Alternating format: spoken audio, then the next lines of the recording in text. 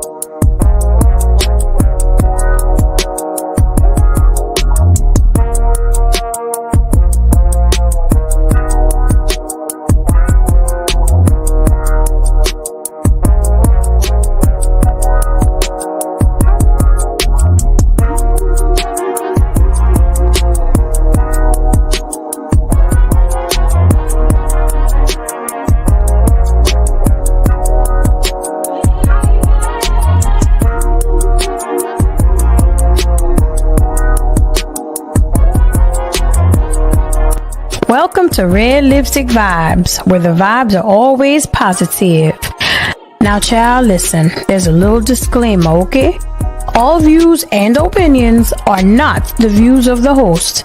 This is a space for all to share their views respectfully and on topic, baby. If you are triggered or bothered by someone's opinions or thoughts, address them directly. Do not come for me, child. There is no censorship here unless you are targeting someone personally with the intent of being messy and rude. Let me be clear. We are here to understand all thoughts, views, and address the topics or questions that are being asked. I want to keep the conversation going to gain understanding from all men and women, respectfully. Now, let's start the show, baby.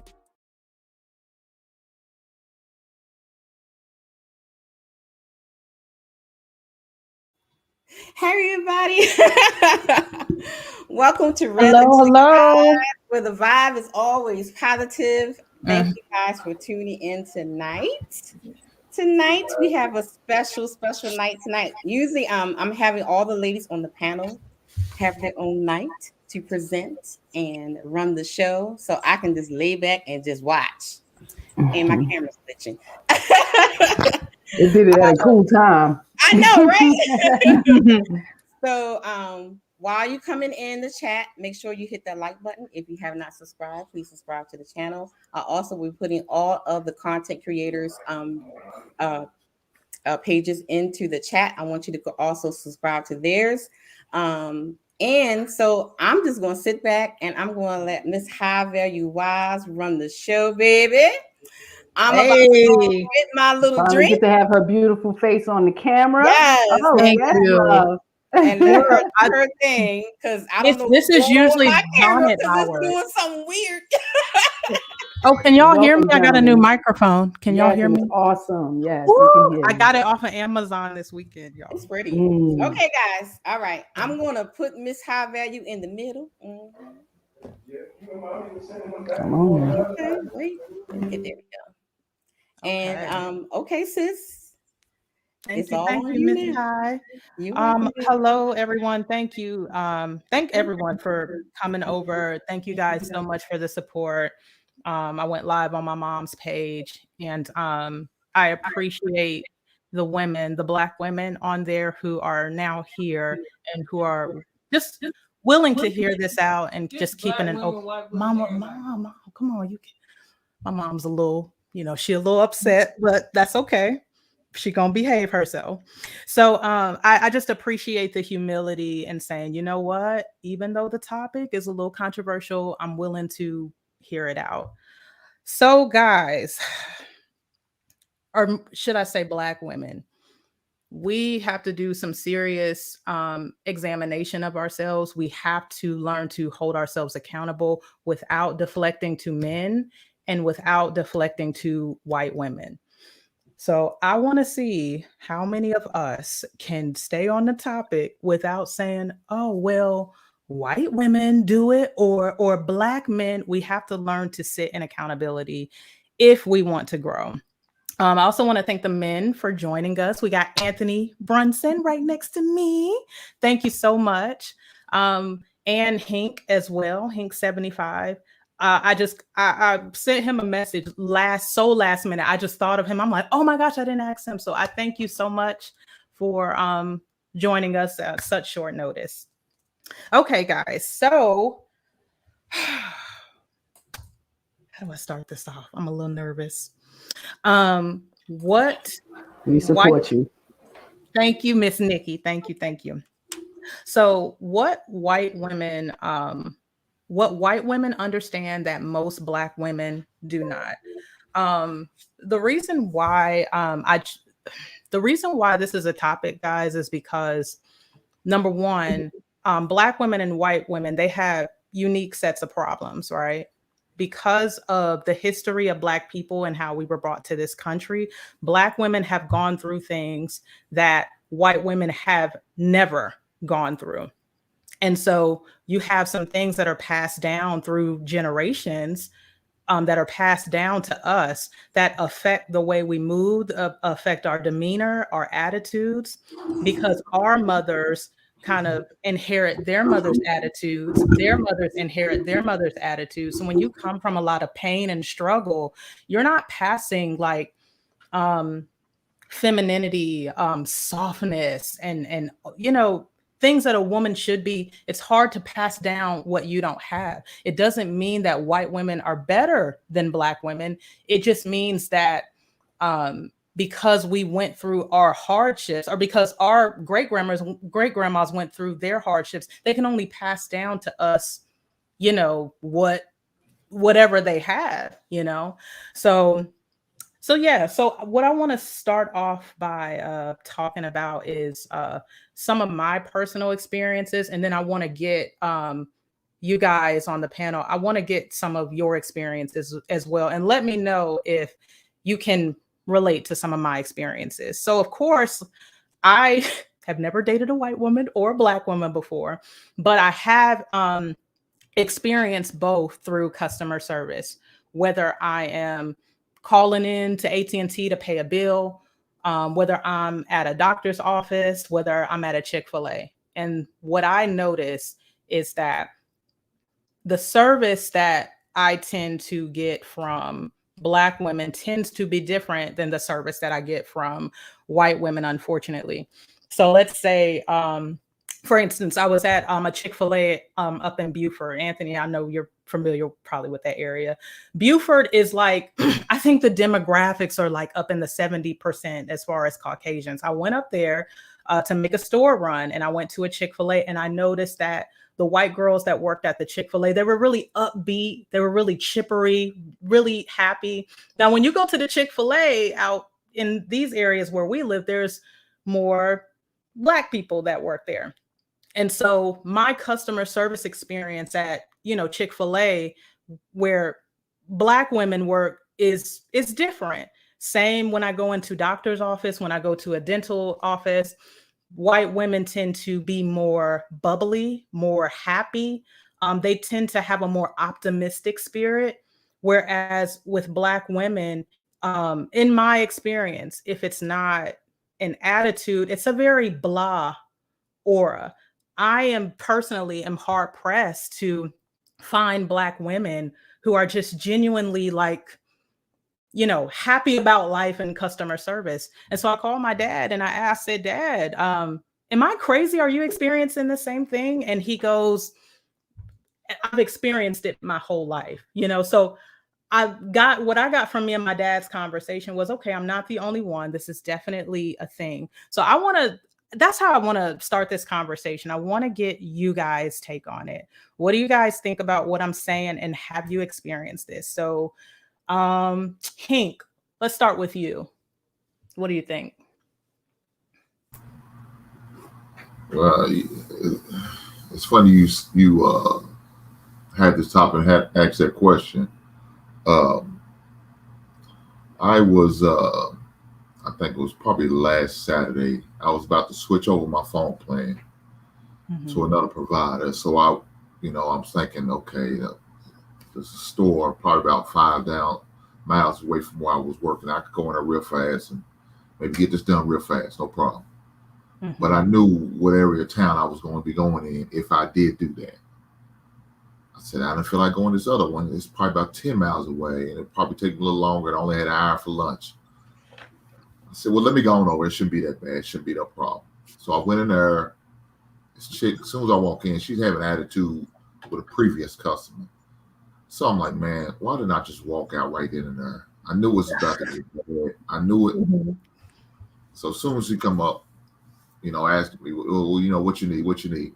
So I said, well, I'm trying to port my phone number over to with you guys, and that's what I'm trying to do.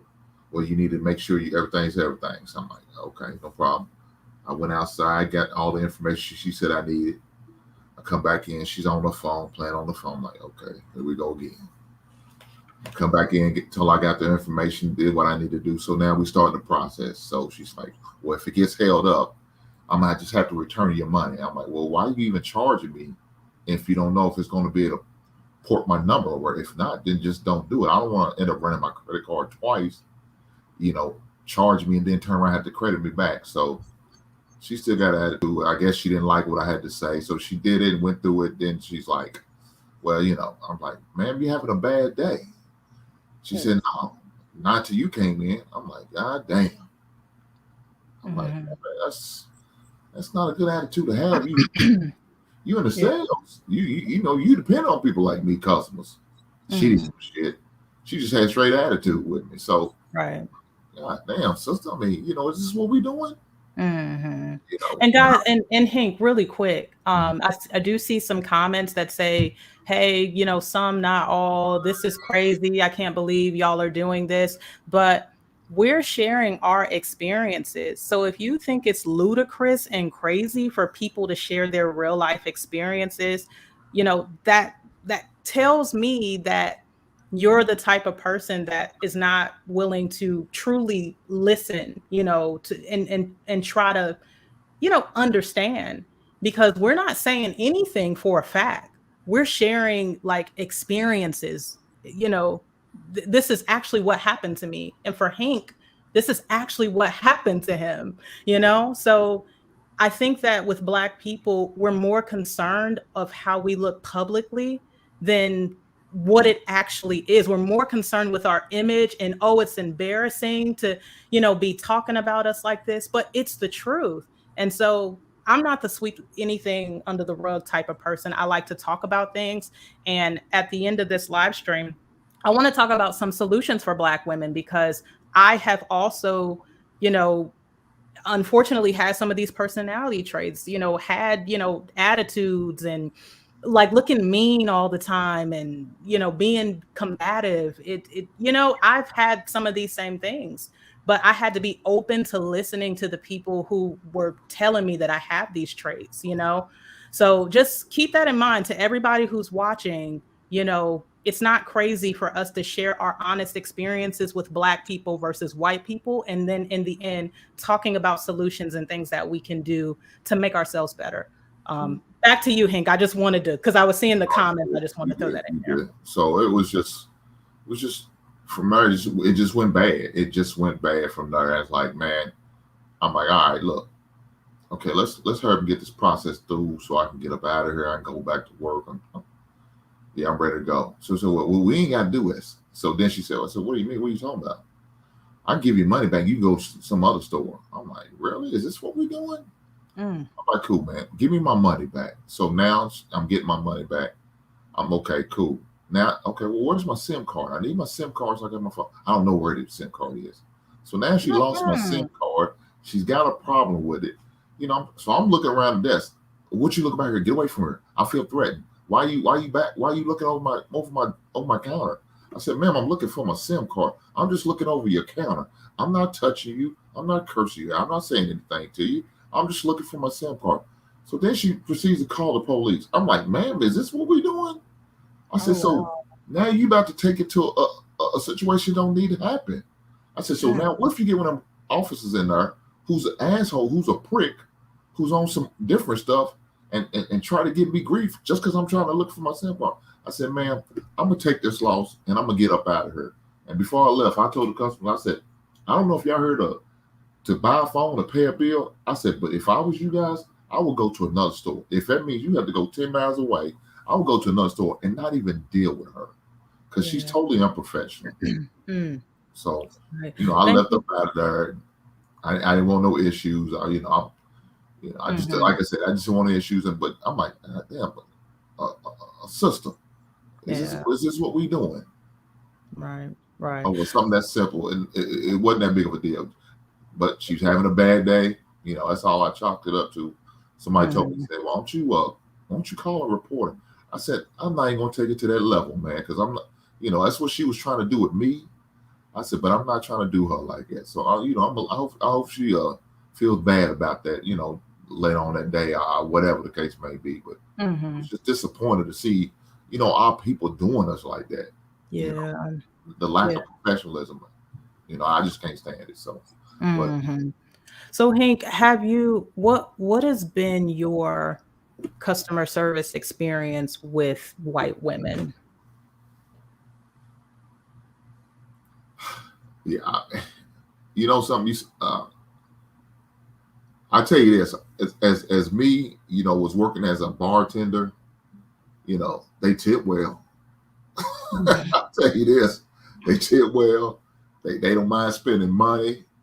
When we was doing some events for our people, everybody's like, man, I don't want to do no events for our people because we know we don't tip well, but you always want to hook up.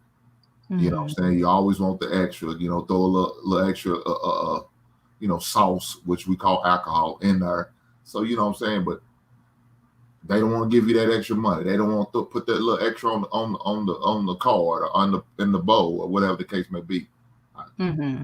White women, now even the white men are a little cheap, but they not as cheap. Them white women, they spend. And if you look good to them and you smile at them and smell good, oh man, they got nothing but love for you. Right. So have you ever dated a white woman before? Oh, well, I dabbled in the titty pink when I was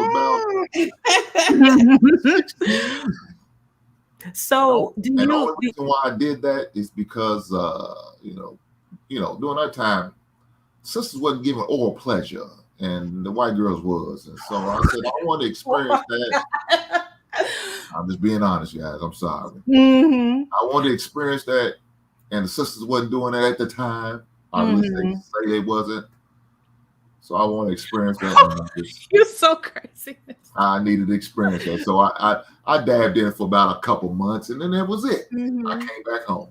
Okay.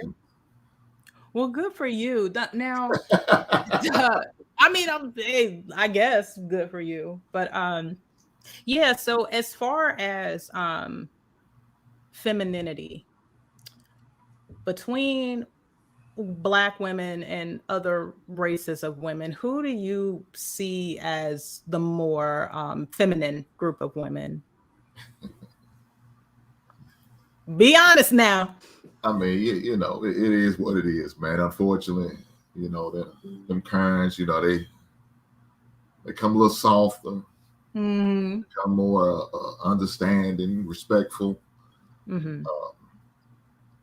What they call it, a lot more docile about themselves. So, probably them. But now I'm not gonna say there's no sisters out there like that, because you just got to find the right one, and you find the right one, then that's heavy for a Black man. I promise you it is. But you got to find the right one. Now, what advice would you, knowing what you know about Black women, that this is an area that we struggle in. Like, what advice would you give to Black women? I say seek out those women who's already like it, and hear what they have to say. Let them elders educate you, because I can only tell you so much. But like most times, a lot of women don't want to hear me, because we don't understand y'all issues, or understand your problems, or understand what y'all going through. We don't understand y'all struggle. So okay, cool. I need for you to find somebody that you can relate to, that's going to help you get you where I need you to be at. It's not going to be me. I'm okay with that. I understand. You're right. Certain things I just can't teach you, share with you, educate you, or anything like that. But I need for you to find somebody who can. Right.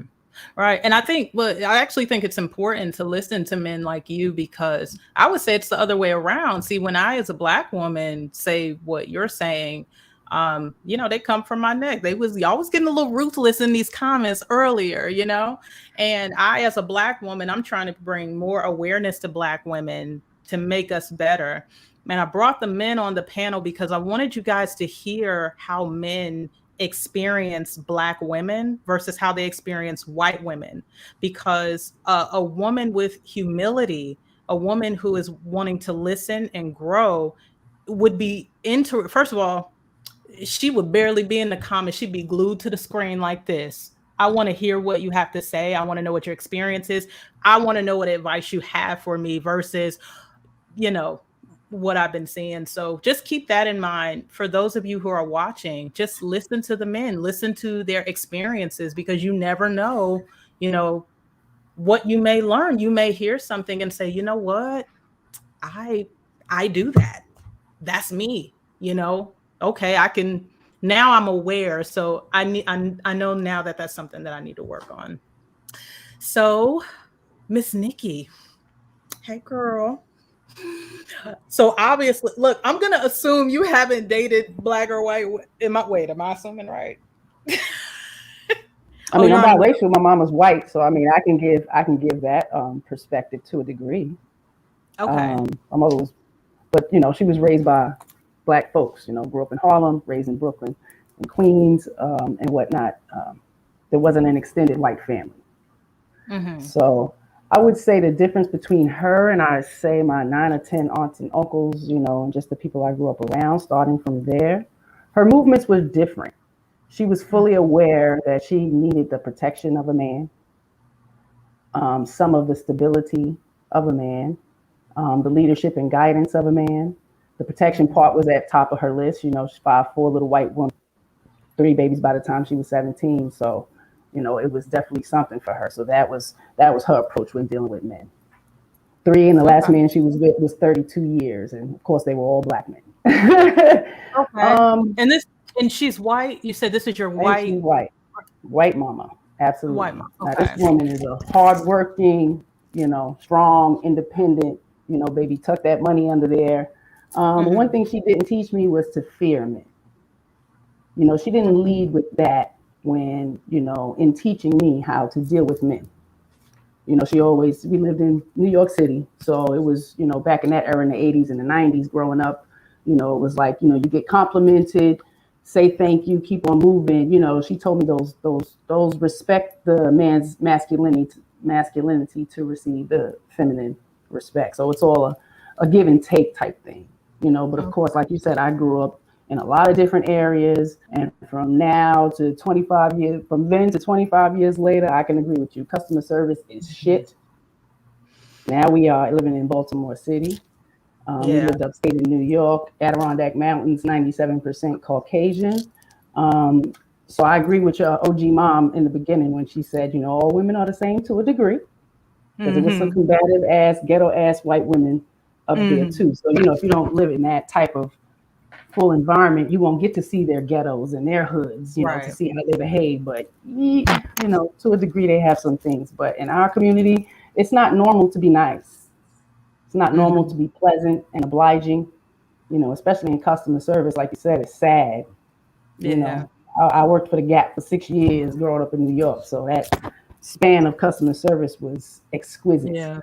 And well, you have a unique perspective because you're a Black woman, but you were raised by a white woman, Right. So, I mean, that's interesting because, you actually you don't look mixed. You look you look like a just, like a lighter skinned Black woman. So I never would have known that you were. I am, right? Well, yeah, but you know what I mean? Like not I think society would say I'm just a lighter hue of Black.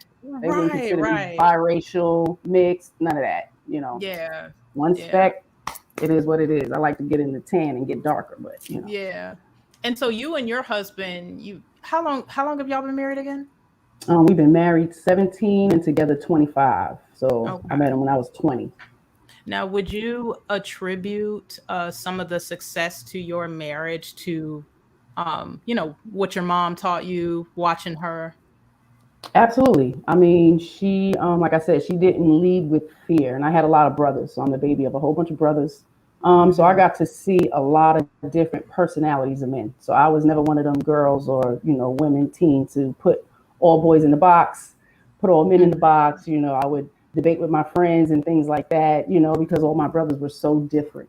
Some were really highly emotional. Some were not, some had their little abusive ways. Everybody had their different characteristics. So it was a great window for me. And I don't think us girls have that.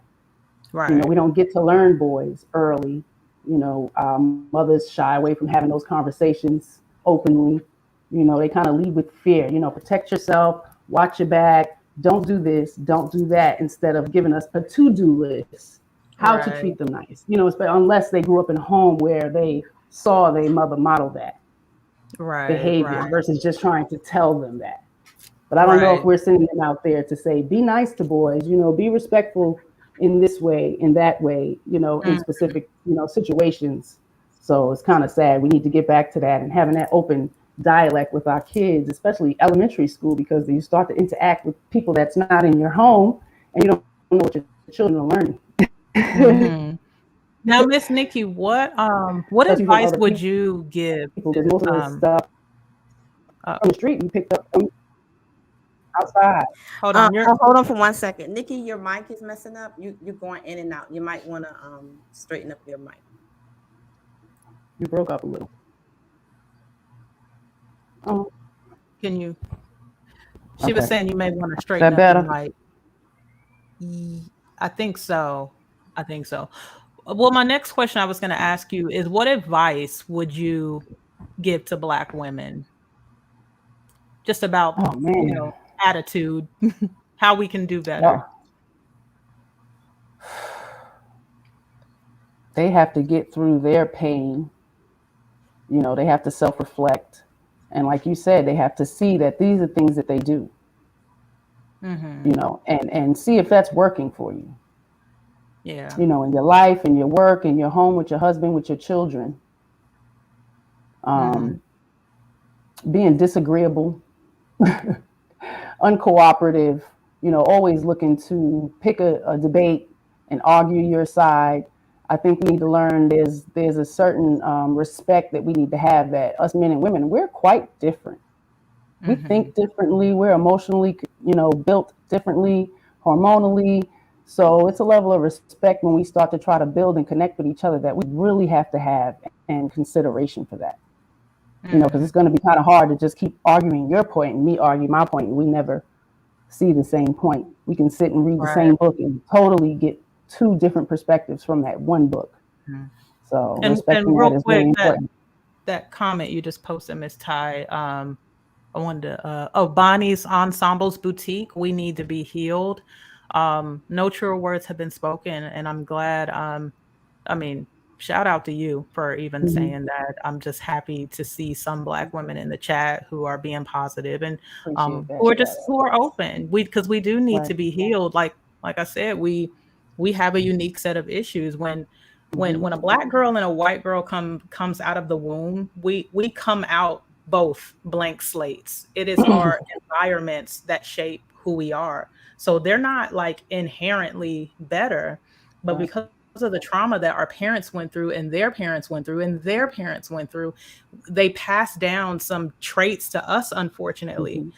So we don't have the same history as them. So it's not that because they are able to keep their families together that they're just better than us. It just means that they've had a better start than us. They grew up in more healthier environments than we did. White women for centuries have gotten to just rest in their femininity. Our Black mothers have not gotten to do that for a lot of our Black moms. So if they didn't get to rest, if they had to get out here and hustle and provide and struggle, there's very little that they're going to be able to give to their girls, and a lot of time, they lead by example. So we're watching their example. So we're watching them not smile because they're struggling. They don't know how they're going to pay bills. And for those of you who are raised by single moms, you don't have the man there to lean on. There's a lot of stress and pressure and depression that comes with that as a woman. Black women have been doing things that they're not built to do, that women should not be doing. So, I said too much weight. Right. So, just to be clear to people in the comments, it's not all Black women's fault. The only time it's a Black woman's fault is when she comes into awareness and she doesn't care to change. Now it's your fault. But up until this point, what has happened to you, things that you went through, things that your mom went through, that's not your fault. So, but we have to have these hard conversations and dissect these things so that we can be better. We can be aware of it. We can accept it for what it is, and we can work to make changes and hopefully change the next generation. So if you have girls, okay, now I'm going to do things differently than, my mom. I'm going to be more aware of my aura. I'm going to be more aware of my attitude, because I want to set a good example for my daughter. I want my daughter to be happy, and I want her to have healthy relationships, but you have to understand that starts with you. So, Anthony. Now, me and Anthony, we've had so many of these conversations. Look, off camera, we had a lot of conversations. So, Anthony, just talk like we on the phone. Look, we on the phone. So, I want to hear your experience. I know you have experiences in customer service, and then you've also dated white and Black women, but we're going to start off with the customer service. Could you relate to what I'm saying, or am I just totally off? Is it all a figment of my imagination? Oh, you're on mute. Can you hear me now? Yes. You're hitting the nail on the head. And, I'm not trying to be biased on one side or the other, but you're hitting the nail on the head. But before I even go there, let me say this first, because when I raised my kids, I taught them that you never use words like you always do this or you never do that, or, because phrases like that are false statements. No one does the same thing all the time or never does anything. So you can't refrain. You can't say all white women are this way and all black women are that way, or because people are different. Right. So that's one thing that I raised my kids with. Say that refrain from using phrases like "you never" or "you always." And as far as this situation, for the most part, yes, most white women are a certain way, and most black women are a certain way. I find that you get into a lot of arguments with black women, and you do with some white women too. I'm not saying that all of them, but it's more of they have more of a shorter fuse, it seems like. And being in the customer service business, it's like you see a lot of it, and I find myself where I really try to make sure that I'm being non-aggressive and non-judgmental and very passionate and very, yes ma'am, no ma'am. And I do that with white and black. But I find for the most part, I'm not saying all, but most black women have an attitude. And it's like wow. But okay. Yeah. And so what about so what is customer service like for the most part, if you can think of most of your experiences in your life? How has your customer service been with white women when you go to the doctor's office, the dental office, Chick-fil-A? What has that experience been like? Well, and I'm not going to throw shade on sisters because I love my sisters. I'm not going to throw glory on white women because I have been to places where the sisters were very nice and pleasant, and I've been in places where the white women were very nice and pleasant. But I have been to more where the sisters just have short fuses. They're low tolerant. They're not really into customer service. It's like maybe they're having a bad day or something. And I'm not trying to throw shade, but it's like seems like they're more short fused, and ready Right. to argumentative and don't want to listen. And like I said, the way I raise my kids, look, one person talk like we're doing now. One person speak, everybody listen. That person voices their opinion, and then the next person does the same thing. Right. A lot of times with the sisters, you can't do that because they want to cut you off and just say what they want to say, da, da, da, da, da. And you're like, okay, but and then you start to say something and they just yelling, screaming, and I'm not I don't tolerate that. Right. Now there are some white women that are the same too. Now, so I'm not saying that it's just all the sisters because you have some, but for the most part, I feel that most white women are more subtle than our sisters. Right. Now, we're gonna get into relationships now. So Anthony has dated white women and black women. So I want to get overall your experience. I'm trying to frame this question right because they lighten us up in these comments. Let me just admit some stuff and hold myself accountable. Okay. I grew up, like I said, with a lot of boys, extremely masculine. It was hard for me to tuck my dick. You heard what I said. Y'all better tuck them penises. What Kevin Samuel say though? I mean, it's for real, but I was saying this before Kevin even came around. So when he started saying it, I said, "Ooh, that's me." But in a male form, I am a Pisces. I'm just saying. But I think my brothers kept me in check. So it was a lot of things that I did do that they showed me. Okay, you want to be a boy, but I'm gonna show you how much of a boy you're not. So I was challenged. I challenged them. And there was times where I tried to challenge my husband, and he took a stand. I'm a man, damn it. But he didn't have to do it in an aggressive way. He didn't have to do it in a mean, monster, macho kind of way. He was always a cool, collective guy. He made his point. Y'all see him on here. This is him, Yeah. So, and I appreciate that, and it kind of made me have to check myself. So I say that to say that, I have been combative. There was times I didn't give the benefit of the doubt, lack trust. Those things cause fear.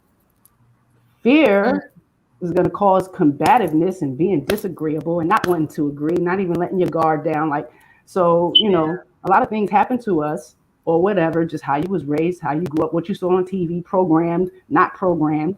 Hold yourself accountable. Once I realize this is the shit that I'm doing, this is how he's perceiving me.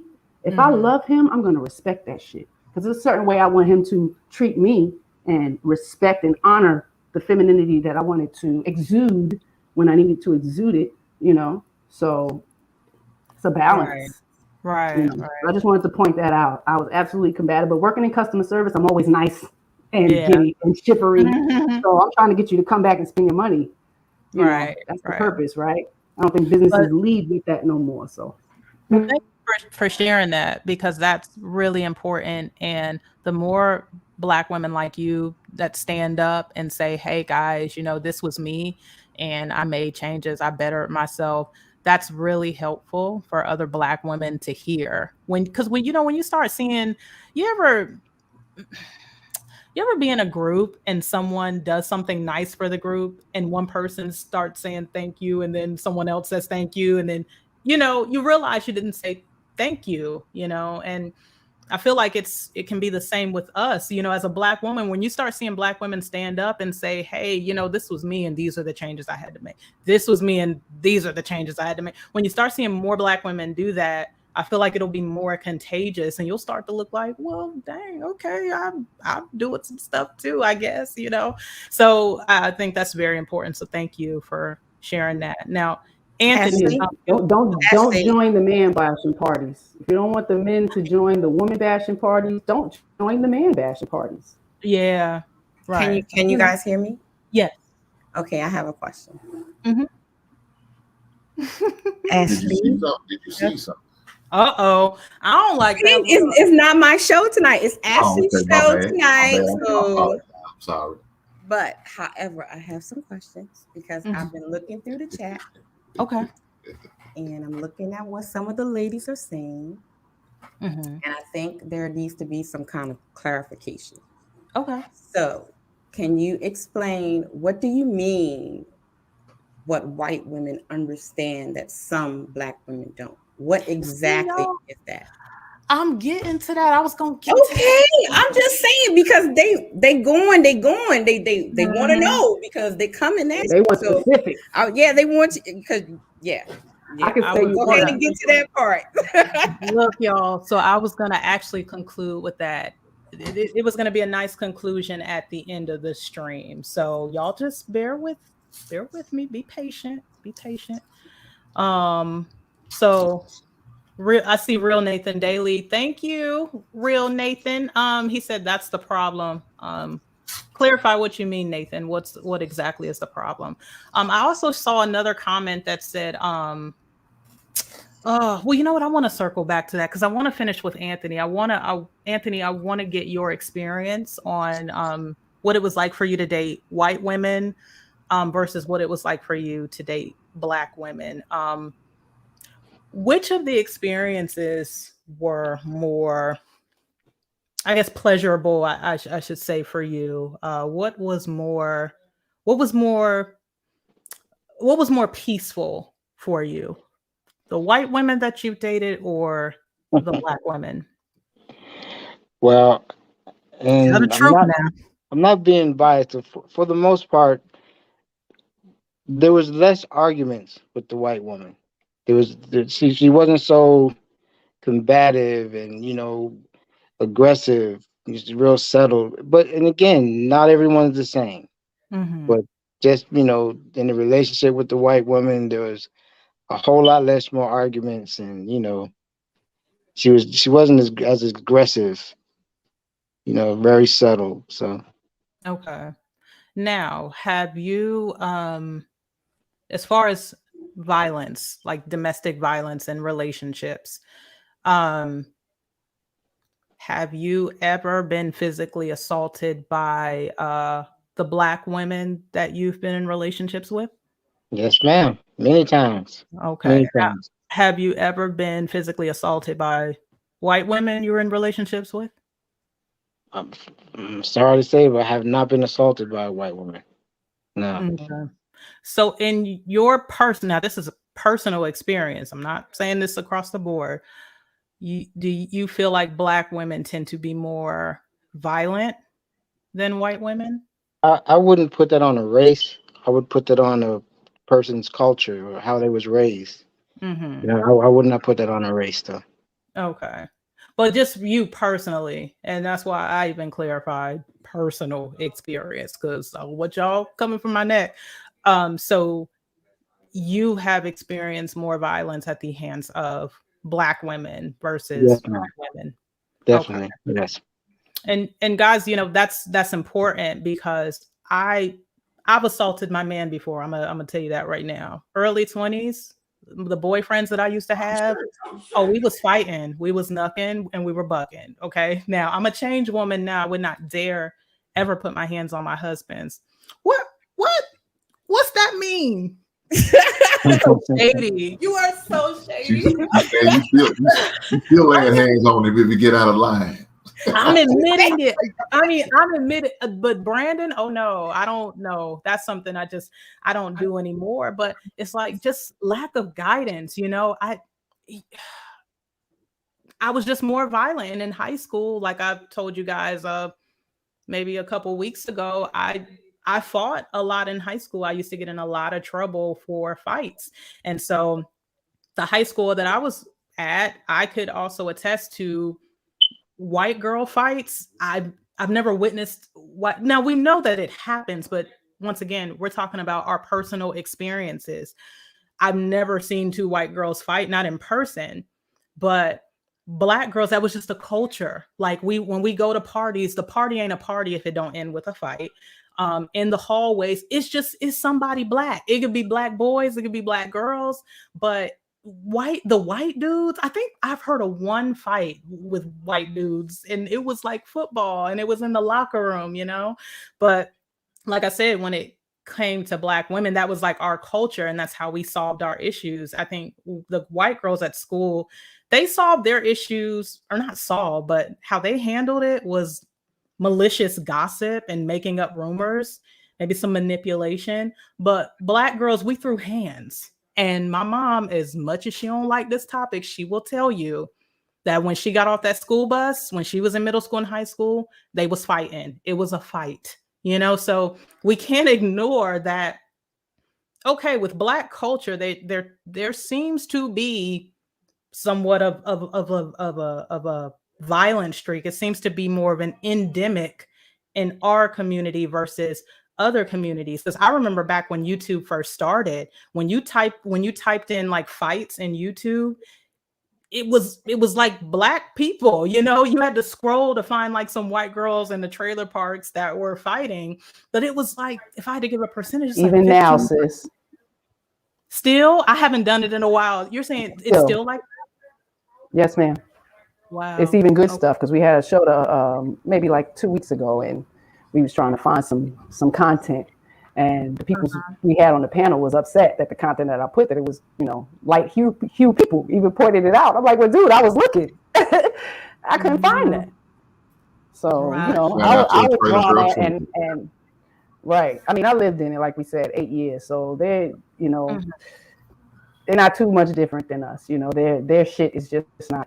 It's not a window into it. We don't have a front window access to their shit, but we see it in big forms as far as them going to shoot up schools and shit like that. So, you know, in malls and these types of situations. It seems like with Black people, we tend to glorify it more. So that's why we have platforms like World Star Hip Hop, for example. Anytime a fight breaks out, you got somebody with their camera phones yelling World Star, because they can't wait to, like, you know, put it online and get views off of it. And it's like we have a culture that accepts that. Now, I don't know how white people handle fights after they happen, if they getting chastised by their parents. Like, we absolutely do not do that. I don't know what goes on, but I know, like, my experience with Black people, it's like, you know, it was what it was. And I've even heard of parents telling their kids, like Black parents saying, you know, and if you get in a fight, you better win too, you know. And I'm like, what? You better win? What? Absolutely. I was told that, and I'm a girl. Yeah, don't let your guard down. See, but don't let your guard down. But white parents be up at the school. It just from my experience, it feels like white adults back when I was in middle school and high school were more sensitive to violence. Like, violence was a no-go for them. They were up at the school. Nobody better touch her. Oh my gosh. Like, you know, they're assaulting her. Whereas with the Black moms, it's like, I'll throw down with y'all too when you touch my daughter. Absolutely. You know, so as aunties, I feel like cousins, as a culture, everybody coming out. It's true. What'd you say?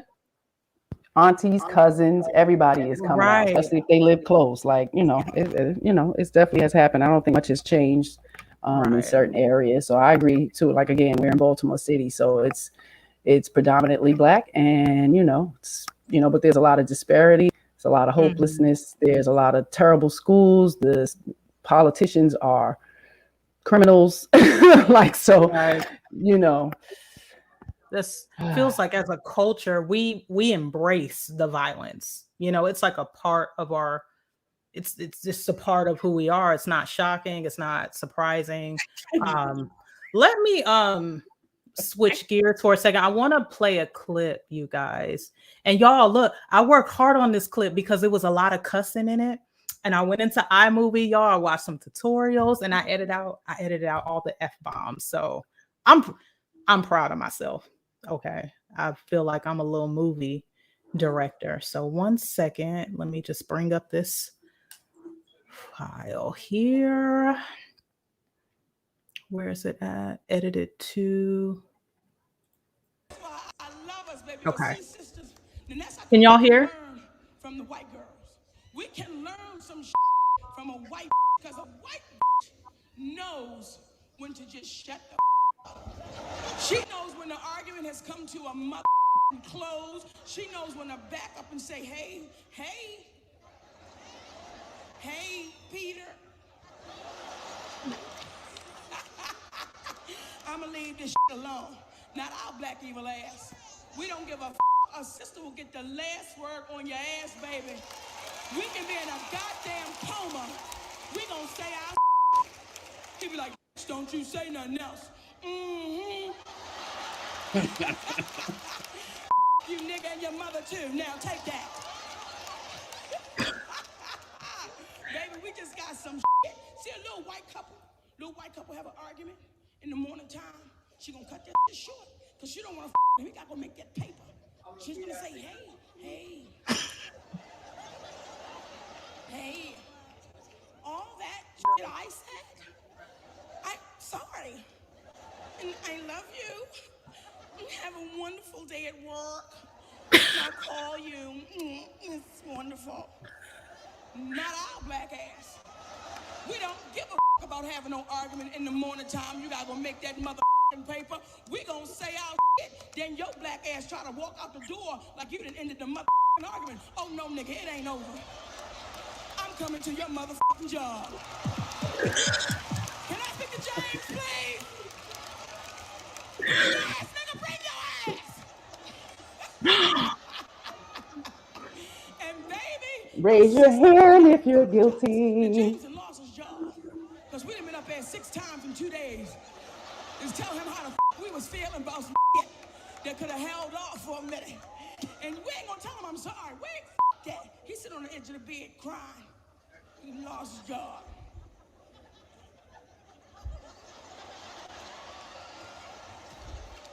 You should have let me say what the I had to say. Okay, y'all. First of all, how's my editing? Is it good? You did great. You did great. You did great. So what I found interesting about that clip is someone turned YouTube. Okay. What I found interesting about that clip is the Queens of Comedy tour. You had people from all over that bought tickets and that attended the show. Now, when Monique is saying these jokes, one thing I love when they pan to the audience and you got all these Black women in the crowd, like, yeah, you know, and it makes me believe that, oh snap, there's some truth to this, you know, because if you say something outright crazy that Black women do not do, you know, you're gonna be sitting there like, okay, I've never seen that. But you have Black women in the audience. A lot of them don't know each other, but they're all like, you know, laughing and clapping. And so that's the thing about these stand-up comedy shows. You know, even though they are exaggerated, there is some truth to it. So I want to get y'all's thoughts on it. What did y'all think about the clip? Hank, we'll start with you. I mean, it was only fitting who you got to do that. So she was on somebody's mama again. I said, yeah. I mean, yeah, those women exist. Mm-hmm. And I made sure I stay away from them type of chicks, man.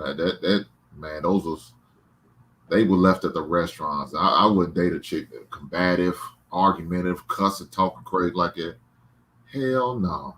Right. But unfortunately, you know, I got them as cousins, aunties, you know, neighbors, people you deal with at work, you know, those type of chicks. You know, they talk like that, they act like that, they carry themselves like that. And it's embarrassing. It really is, man. As a collector, as a people, it's embarrassing. Like, why are we doing this? Why do y'all act like this? Why do y'all talk like this? I mean, this is not a good image to put out there for us. Mm-hmm. So, yeah. It's just unfortunate, you know. And you guys, feel free, you know, because this is a conversation. Everyone I know I'm keeping it organized with going from person to person, but if you guys want to respond to each other, by all means, jump in. But Hank, I agree with you.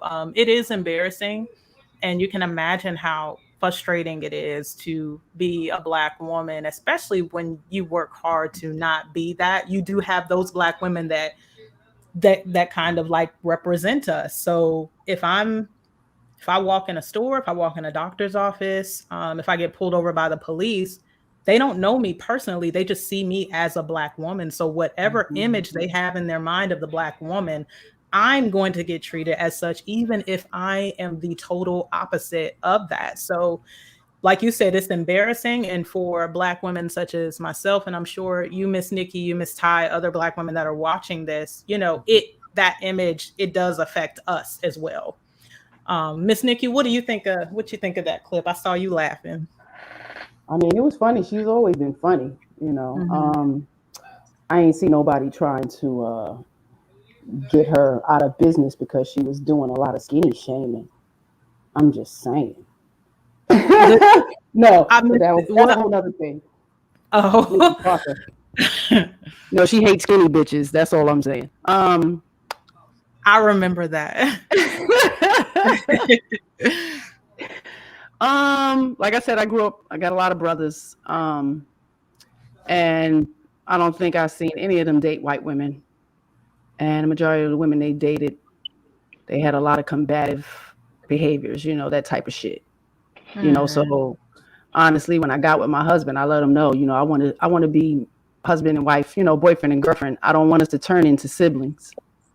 I absolutely do not want it to where we disagree, we turn into sibling rivalry, because, you know, I had years of that with my brother, so I knew what it felt like. I knew it to, you know, just keep going back and forth and tit for tat, shaming and blaming, and I didn't do it, and no, not me, you know. So coming into that at 20 and being that mature to say this is not something I want, you know, I had practice.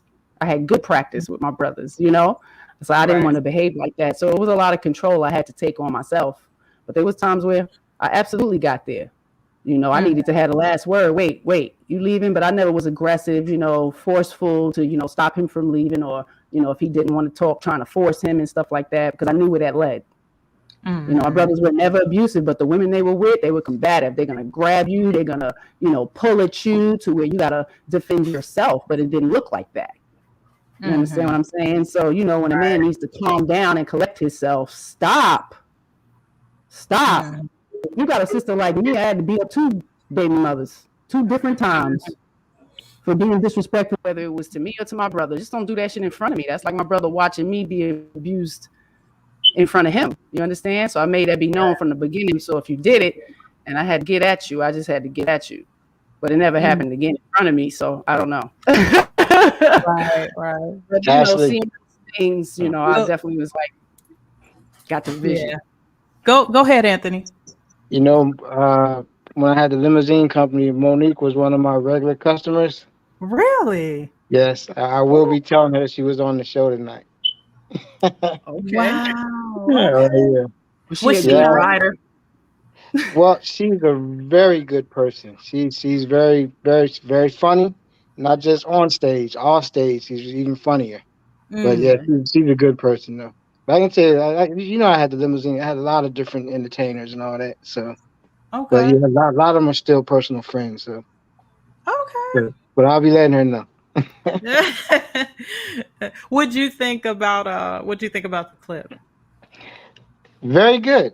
Mm-hmm. Very, very funny. Very good. Mm, And I hope, I hope that the women that are listening are not trying to say we're bashing black women, because that's not my point. I'm not trying to bash anybody. mm-hmm. All we need to do is bring the light that, look, and there are some things that black men do wrong, and there are some things that black women do wrong. We need to bring this to light so we can correct it.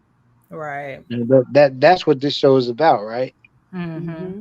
See, Yeah. I think that's we've been all I'm saying. correcting the men for the last 40 years. Thank you. Yeah, but Exactly, I Miss. we've been I we've just don't been we've want. been putting the men shit. I'm sorry. We just been putting the men shit up front on daytime TV and movies, up front and personal the last Mhm. 30, 40 years. And that's why we have this problem. Our women think men are like Mr. from The Color Purple. And I Yes. grew up around nothing but Mhm. boys and men, and these men were not abusive. They were, they're not men like that. So, and I can say a collective of 50 plus. So, and Right. all these men that I meet on these platforms, y'all don't strike me as these type of men. So we walk around with this delusional fear. Let that man prove that to you. You should know the red flags, and somebody show you who they are. Believe it. Mhm. Exactly. Exactly. Don't wait. Nathan, how's it going? It's going well. Oh, It's I've going seen really you in well. the comments. What do you Oh think yeah, about what we've said so far? man, you guys have been covering a lot. I was just kind of Mhm. like, finally, it feels good when it feels good when women are just honest and transparent, and not trying to defend wrong behavior from anybody, men or women, right? We just be honest and just be transparent. It's Mhm. refreshing. We don't hear it often. And I think that's what we need to get back to, just being honest and agreeing that certain behaviors from either side, either gender, is not acceptable, and we start holding our people accountable. And that's how we start changing, turning this whole thing around. And so, shout out to you, Miss Lady, at the bottom left. I think you're on the bottom right of me. You were very transparent. You opened up and said some very interesting things. When you went ahead and made the statement about what Kevin Thank you. Samuel says about, women put your dick up, that's like a real thing. It's a real problem. Um, True. it's a It real, was real. probably maybe almost 20 years ago. My cousin asked me that. How did you do it? I had a cousin ask me that. We both married at the same time, and she asked me, "How did you do it? Like, how are you so submissive?" And I'm like, "Why do you see that as such? I care about him. I'm going to make sure he Right. eats. I'm going to make sure his home is taken care of. These kids is well taken care of. It's my job, Yes, especially if he's taking care ma'am. of me and he's providing for me. So and he was very verbal about what he needed from me. And if I want him and I need him, I'm going to give him what he wants, right? Fact. Thank Because he's you. going to give me what I want. He's going to give me what I want, and not just that. He's going to give me what I need. Exactly. Thank you. Exactly. Man, it's been a lot going on just in this space since the Roe v. Wade situation. And I've been having a lot of conversations with a lot of young ladies, and it's very interesting, to say the least. And so, great conversations lately. But in reference to this topic, we're talking about the culture. And as for those who don't know, I'm a retired law enforcement officer, and I've worked in the Black community for 13 years. And so the things that I've seen, I can definitely co-sign in reference to, the differences is how we handle situations, and then what we consider to be acceptable ways to handle situations. And again, it's not that other people don't do violent things against one another. That's not the case at all. The reality is, it's almost like we do it way too much, right? Like we use that as a form of coping, or a way of actually addressing issues. A lot of times with men is a big issue too. It's like Mhm. we don't use, it seems like we've gotten the habit of using permanent methods to address temporary problems, i.e., taking the life of another, and so forth and so on, with men and men, and then men against women with intimate partner violence. And so these things are really difficult to talk about, but the reality is it's the truth. Mm-hmm. And like the brother was saying above, it's the whole purpose of a healthy criticism is so that we can actually identify the root of the problem in order to actually fix it. And then how do we Right. go about reverse engineering these issues? It's all in our culture. You know, Mm-hmm. our culture has to be re-examined, and then a concerted effort to re-educate the kids, because this stuff is happening at such a young age. Yeah. You know, Yeah. And I think that, you know, the reason we have the manosphere is for men to bring awareness to men. right. But, you know, we also need women to hold each other accountable. So, especially Black women, you know, because like I've already said, you know, we have a unique set of problems and somebody's got to stand up and say something. I mean, the truth is just uncomfortable. But as Black women, if you want the Black community to be better, we have to work on ourselves as women, and we have to acknowledge that some things are more of an endemic in our community. It doesn't mean that everybody's like that, but there's enough of it going on to where we need to stand up and we need to verbally speak out against it. Because when you're just silent and you just act like, oh, nothing's wrong, we don't do it any more than anybody else, there's nothing like out of place, like everything's fine, you know, when you have that kind of attitude, you just don't get better, you get the exact same results. And Black women have these catchphrases online like protect Black women, but you don't understand how to get natural protection from men. It's all in your attitude, it's in the way that you carry yourself. Men protect what they deem to be precious, what they deem to be of quality. You know, because I'll give you an example. My daughter, she nurtures and babies all of her Pokemon, Oh, the sweet. Pikachus, the Yeah. Bulbasaurus, you know, Mickey, Minnie Mouse. But we also love dinosaurs. So she's got Triceratops, she's got Tyrannosaurus Rex, you know, we love dinosaurs. She does not tuck them in at night. She doesn't hold them. She doesn't coddle them. She coddles what she deems to be precious and defenseless and soft, you know. Men think of it the same way. Look, and I've verified this through my husband, my father, and multiple men that I've talked to. You know, if we see you as strong, independent, it doesn't provoke our natural desire to protect, you know. So Black women have to learn to soften themselves, you know, and maybe all white women aren't feminine and soft, you know, but you have a lot of them, according to men that I've heard and their experiences, that they tend to experience more femininity, more softness with white women. And that's one of the things we can learn from them. Just like there's things they learning from us, you know. Black women love to throw back how, oh, they copy us, they want to be us, they want to do everything that we do, you know. So they don't have a problem taking from us. And they want your man too. Exactly, right? But other cultures as well. If there are other cultures out there, if they have something that you can learn, like me and my husband, we love the Japanese culture. We love the honor system that they have, you know? It's not like we bashing Black people because we don't have as much of an honor system as they do, but you're supposed to, you know, learn things from one another. You know, there's nothing wrong with that. Okay, now we got we got the squad. I would say one of the things one of the things that are challenging though, is that there is a statement, I've heard it a lot in reference to, you know, Black women aren't protected. And I'd always ask, you know, women, why do you say that? What does that really mean? I think there's a misunderstanding of what protection is supposed to look like. I think we have it backwards in our community. And at the end of the day, when I would talk and interview women about these subject matters, they say they're not protected. Then I interview them, right? They may have been involved in a crime or something. They're assaulted or to some degree. And the reality is, it's hard to protect someone who doesn't listen. And so, you know, you have to actually take that piece in account. If you don't listen, if you feel like everything a man is saying is gonna send you back to the 1870s, right, where you felt like you didn't have a voice.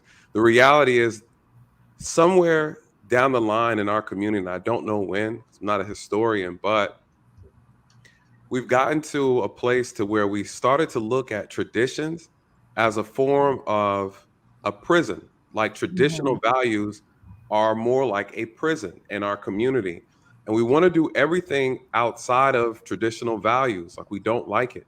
We preach against it, and not realizing that traditional values, the majority of them, were more so a form of protection, a form of guidance, and it was there to keep us safe. And again, that's why you get these comments of like, oh, I don't want to be a submissive woman because I feel like I'm a slave, right? So you get these exaggerated statements because you have some women, unfortunately, who have submitted themselves to a man outside of marriage. They submitted themselves to a man who's not worthy of submission, and then they get it all confused and backwards. Right. So this thing is people are taking things out of context. They don't truly understand, and we were never really taught. So if you have men out here, unfortunately, a man that's not worth a damn, he's still biologically going to want a submissive woman, even though he's not deserving of one. And that is our instinctive nature as men. The instinctive nature of a woman doesn't change either, just because society and standards have changed. So that's, earlier you guys were talking about the stress and the anxiety that Black women are going through, which leads to some of the angry, or sometimes the anger statements, right? The frustration, that angry Black women stereotype that's thrown out. But when you actually dissect it, it actually makes sense. The problem is, I think, with that, from what I've seen and noticed, is that Black women want and they're asking for grace. They're like, the conversation is always rooted in an emotional argument. It's, well, look at my history, look what I grew up in.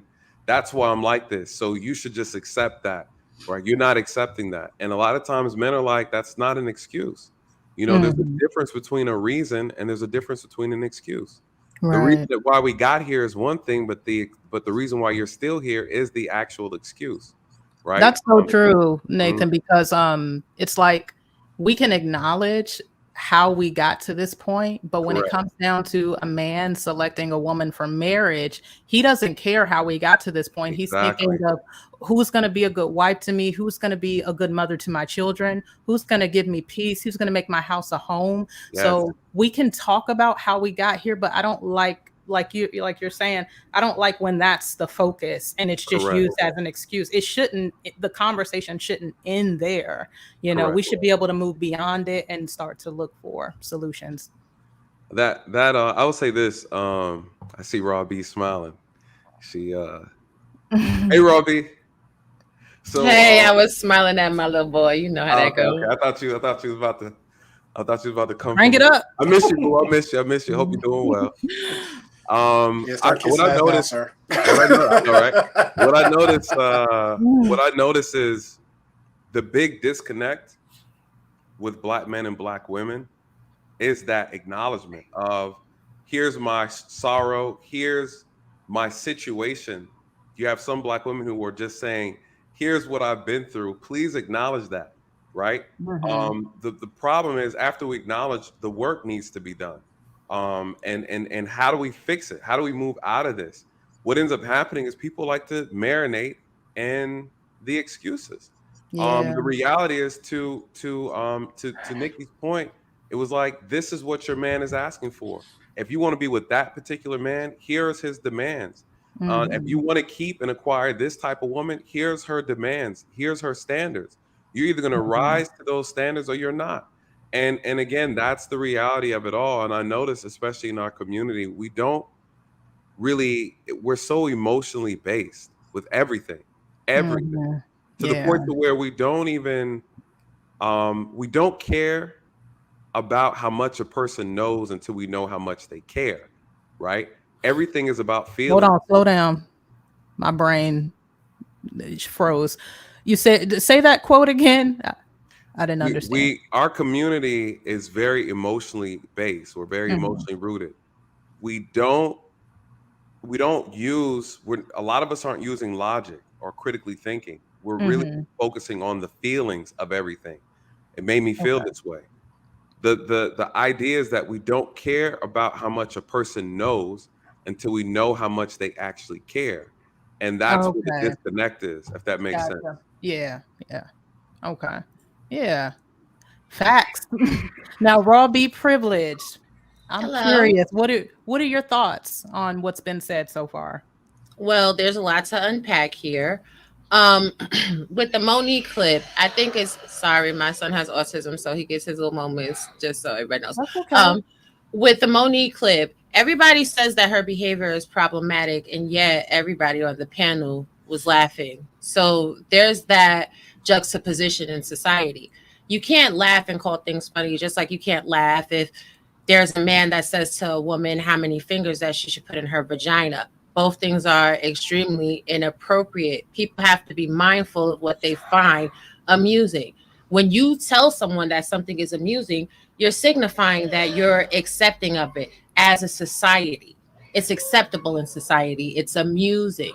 So where is the justification theory to then say, oh no, that behavior is problematic and you need to stop? It doesn't make any sense. If your children do something bad in your house, you're not laughing at them like, oh, that's so funny, but don't do that. You're telling them don't do that because it's inappropriate. Now, this obsession that people have with Caucasian relationships and what goes on in Caucasian homes is quite interesting to me. And probably because I grew up and I've spent a lot of time with Caucasian people my whole entire life.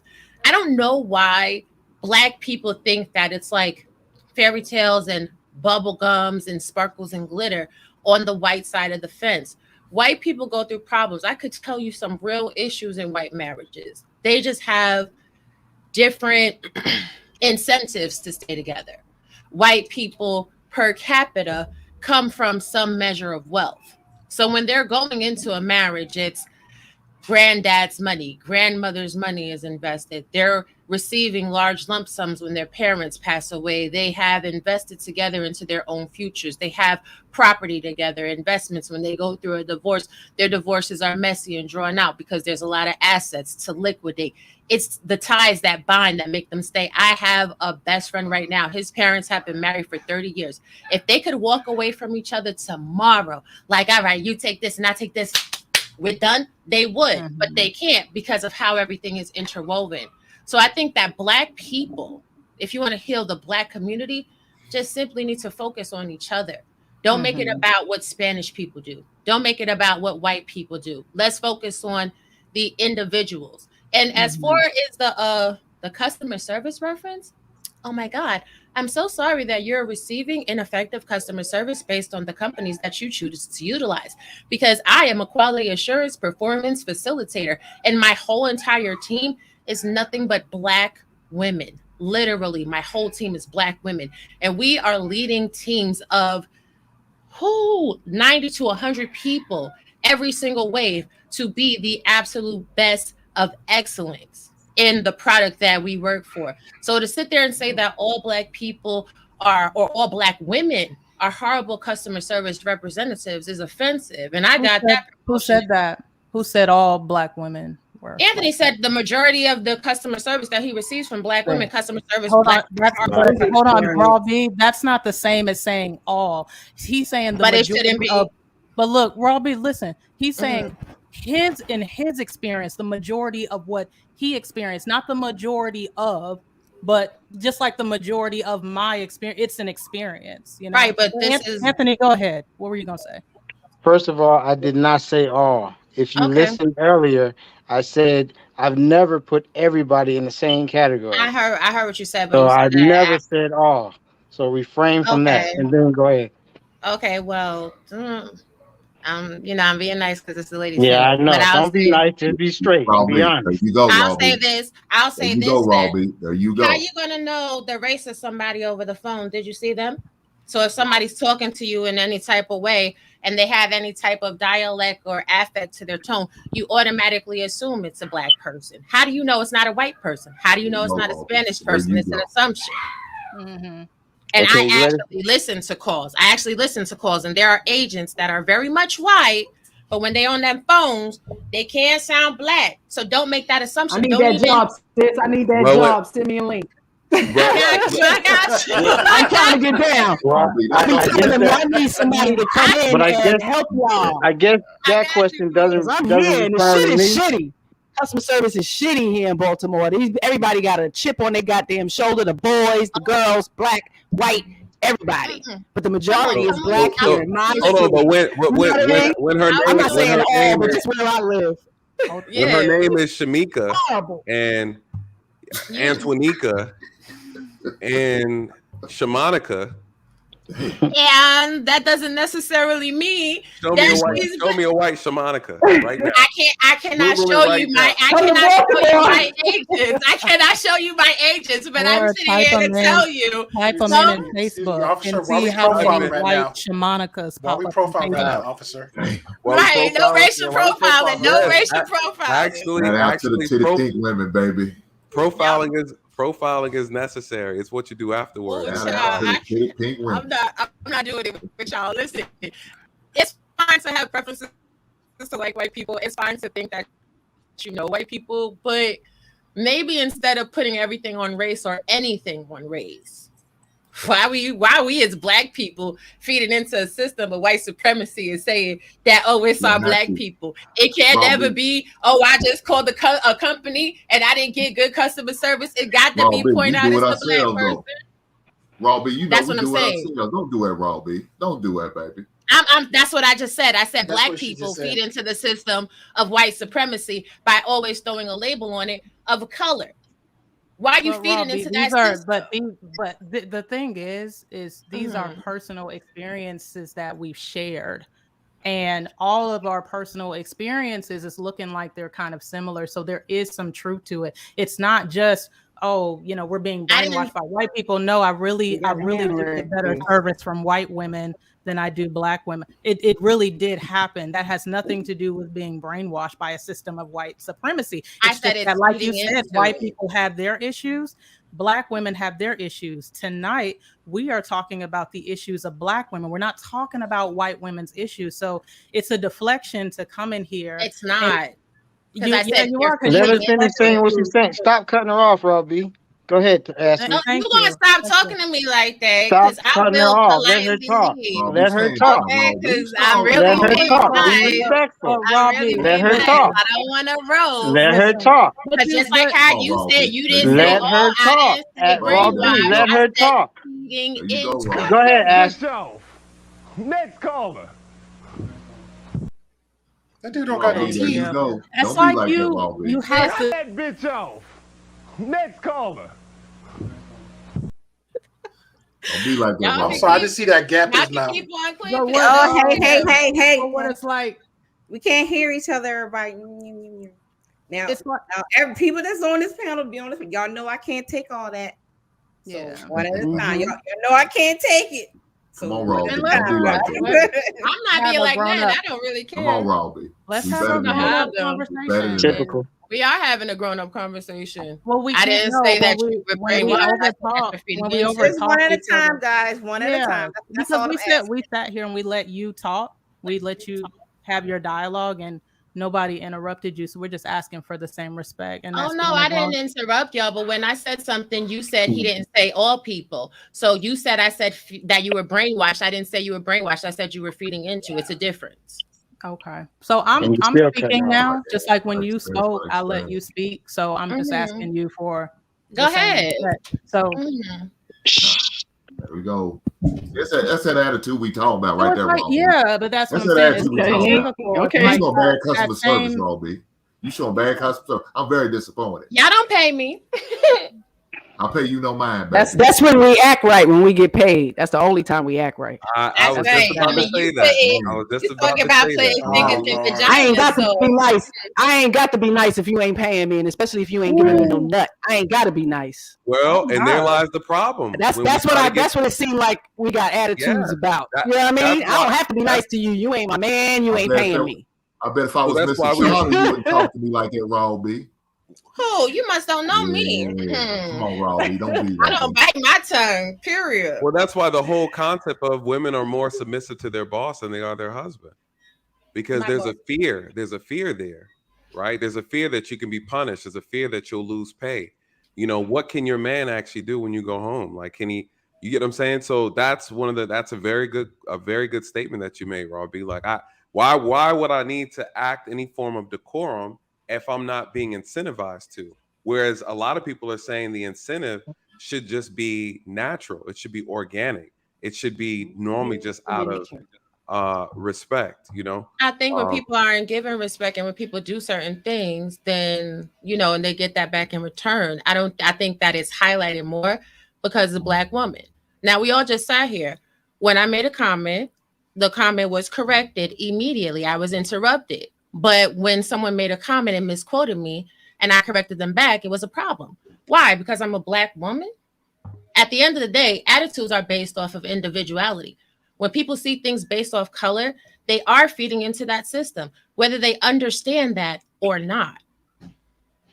Okay, let me say something, Robbie. Before you came, we had a conversation. One person was talking at a time. Nobody was interrupting. You came, and now we get all this disruption. Yeah. Why is that? Why is that? You interrupted me though while I was No, ma'am. No, ma'am. So now you're going to be disingenuous, sir. When I said that you said all Black women had poor customer service, did you not cut me off and say, no, I didn't, and I said only some? Did that not happen? I did not cut you off. I waited like you just did right there. You made your statement and you stopped. Then I interjected in it, and then you came back with some more. So no, I did not cut you off. Yes, you're the only one. You're the only one that's been cutting folks off on this platform.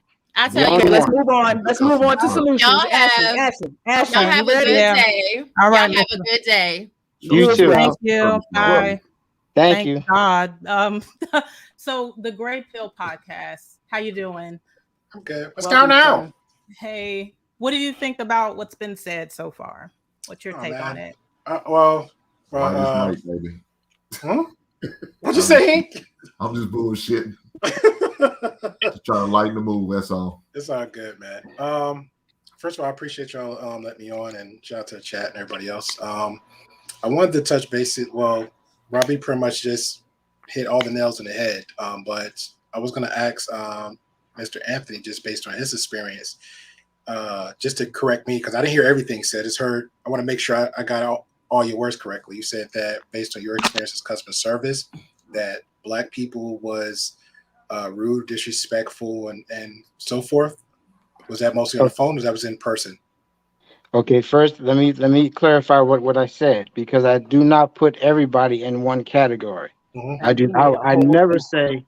I never say all Black people. I never say all white people. I never say all nobody. So I've never said all white people were good customer service and all Blacks were bad customer service. So go ahead with your question. You okay, bro? Go ahead with your question. All right. Did you hear me? Yeah, I already asked a question. Okay, and I said I've never said all Blacks are one way and all whites are another. I've never said that. Okay. So the point I was trying to make is when a lot of people was speaking on their experiences, more so about it sounded like more negative on the Black women or just Black individuals. Well, in my experience, that's not really true. You know what I'm saying? I was in customer service, whether on the phone, whether in person, retail manager, and then some. In my experience, whether it's especially in suburban areas, a lot of majority of white women acting out. A lot of white women coming to people's jobs, acting a fool. A lot of white women in public, doing a little bit worse than the stereotypical Black woman. even in the urban areas, from my experiences. You know what I'm saying? Shout out to Nathan Daylewin. I think he had a stream, and I was a guest on his end.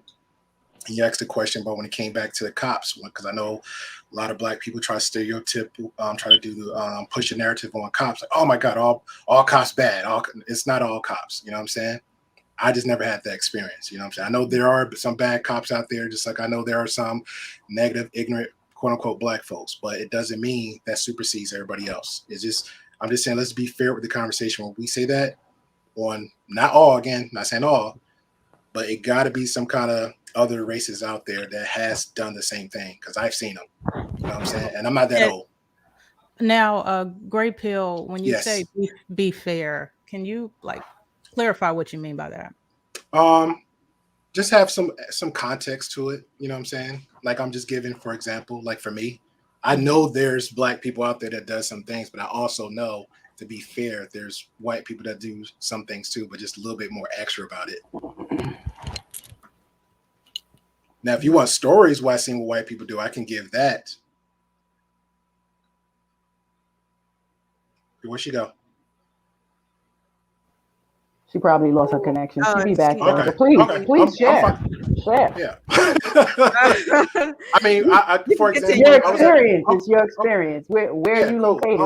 Well, just like at one job I was working at, one girl was dating somebody, and she decided to take him in, pay all his bills, all the typical stuff that people say about the Black folks do.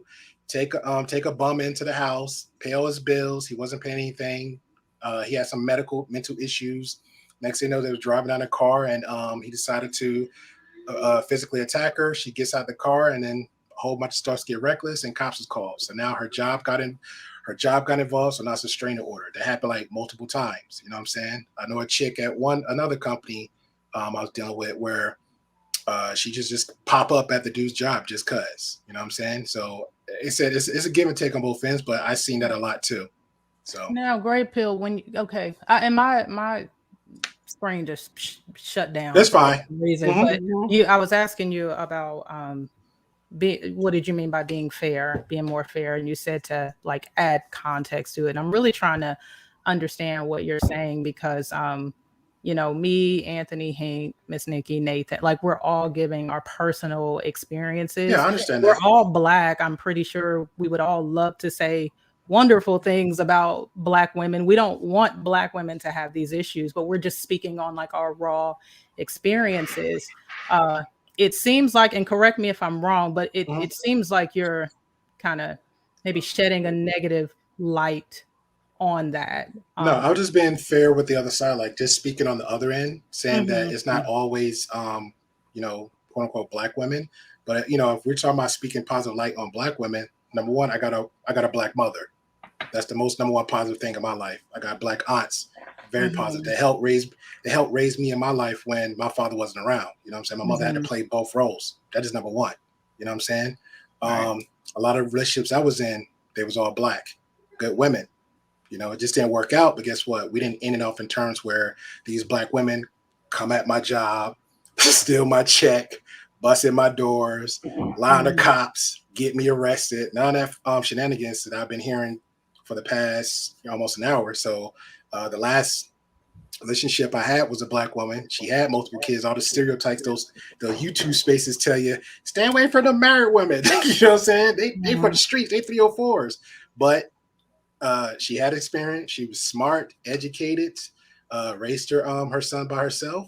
But she still acted feminine. She still dressed properly. She still was in her feminine way. She didn't act out of character. She didn't, just none of all the extra stuff that was betrayed. And she stayed in her frame. You know what I'm saying? And she had time. She did the cooking. She did the cleaning. She did everything else. She had her own house.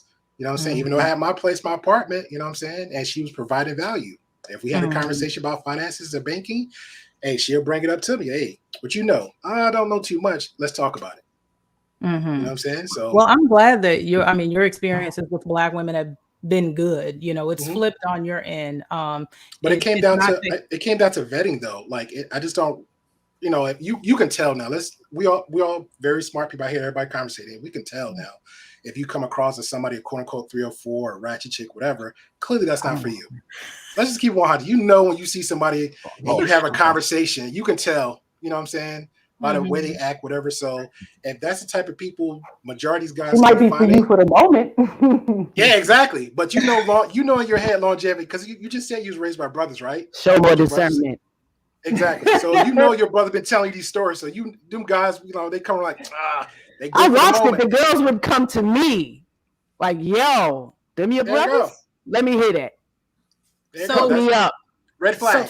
Red flag. They would be my friend. They would try to be my friend to get with my get to him. Exactly. Red flag. Please. Red flag. Come on. Now, great pill. I have a question for you. Sure. Because you mentioned that most of your experiences with Black women have been positive. What did you think about Raw B, her energy on this panel? What did you think about that? Well, I collaborate with her, just like I know of Lipstick and everybody else. So I kind of get a little bit of personality with individuals here. She's like, I don't know if anybody lived or been in New York. She reminded me of New York. You know what I'm saying? That's home. You know? So it's pretty much with New York, you get what you get. But if you're a straightforward person with her energy, you're going to get what you're going to get back. You know what I'm saying? Right. And that's pretty much how it is. Rough and tough with I'm the same way too, but I don't like I said, everybody's personality different. You know what I'm saying? I got Nathan got a mask on, or he got his, this is the brand. This is my brand. You know what I'm saying? But again, when these cameras come off, I got a whole nother hat on. You know what I'm saying? When it come here, but I'm here for respect. Right. With her, did you think that she was? Oh, go ahead. Sorry. No, I'll pretty much answer the question. I think the question was actually like, did I think she was? Did you think I was what? I'm sorry, go ahead. Like, do you think that, what did you think about her energy, like when she came on the panel? Just straight New York. That's New York. Well, let me make it more simple. Was it okay? It depends. Like I know this is technically, I know you kind of co-hosted, and this is Miss Ty's I'm gonna break it up because I don't do that on here. So. I know you don't. But it comes down again, I'm a content creator. It comes down to the host. Not up here to defend herself or exactly. So I can't speak too much on it. I give my experience, only speaking from a content creator. It comes down to how the host run things. You know what I'm saying? Yeah. Everybody got their opinions on it. Well. My opinion of her, I personally never had an issue with her, whether on her panel or she on mine. I had Nathan as a guest on there too. He know how I run ship over there. You know what I'm saying? Yeah. So that's just pretty much how it goes. I was ready for the smoke, and I gotta go on your panel and do that. I like smoke because I like y'all. I don't like man. I run a tight ship. I can say I don't hate women. I don't hate women. I love being a woman, but I'm so pro man. I've seen y'all been treated so unfairly, especially in the system. That's good. True. My body, my choice, but y'all give us the seed. So how can y'all not have a choice in that? I'm just saying. I'm sorry. A lot of things need to change. Go ahead, GP. Absolutely. I love for the Black man. We need to show more. Yeah, I agree with that. Agreed. So the reason why I asked that, and we don't have to give any more comments on it. Ms. Ty, this is your platform, but I will say, so let me speak in general. When women tend to exhibit that kind of behavior, it is good to call it out. And this is the purpose of this topic because, speaking generally, what I see that's similar to that, I see men expressing their distaste for it, and thus it affects our relationships that we're in. Like if we come like at our husbands or, someone we're engaged to like that, how it negatively affects them when we play into that stereotype. So this panel, like I said, is not to bash Black women, but just to bring awareness to some of our actions so we can have healthier relationships with you guys. So thank you to all the men, who also support me, because ultimately it's for you, because you guys want good Black women. You want women who are humble, who are submissive, who are good, kind women, and who just know how to show basic respect. That's not going to overtalk you. That's not going to be like rolling their eyes and making like, nasty facial expressions. Like it's stuff like that I try to help women to see, like, we need to do better. And that was me. That was me at one point. Like somebody saying something I didn't like, I'm sitting here like, oh, yeah, okay. You know, I'm doing all that. I didn't realize until someone brought it to my attention that, hey, that's not cool. You know, that's disrespectful when you did that. And I still was combative. Like, I mean, their facial expressions, I'm not even saying anything. It's like, but yeah, but nobody wants to talk to someone who's making those kind of faces. You know, it's distracting. It's just disrespectful. So that's all I'm saying. Childish. Go ahead, Grateful. Okay, I'm sorry. Because you mentioned facial expressions, and this is not me just, you know, just to give an example. I can just say the same thing about Nikki, you know what I'm saying? Because clearly she's a woman, but most people are like, hey, she give that kind of like that boyish charm a little bit, you know what I'm saying? And that could be, most people can feel like that's a little bit masculine. That's not the type of woman I want to approach. But the reality is she got a ring on her finger. She winning. She got a husband. Let me shut my mouth and move on. You know what I'm saying? So I'm still trying to have people understand this. It comes down to sorry. No, you're fine. I think it comes down to a vetting process. If it's not for you, move on. But if you know, hey, Nikki's a very attractive woman, let me approach her.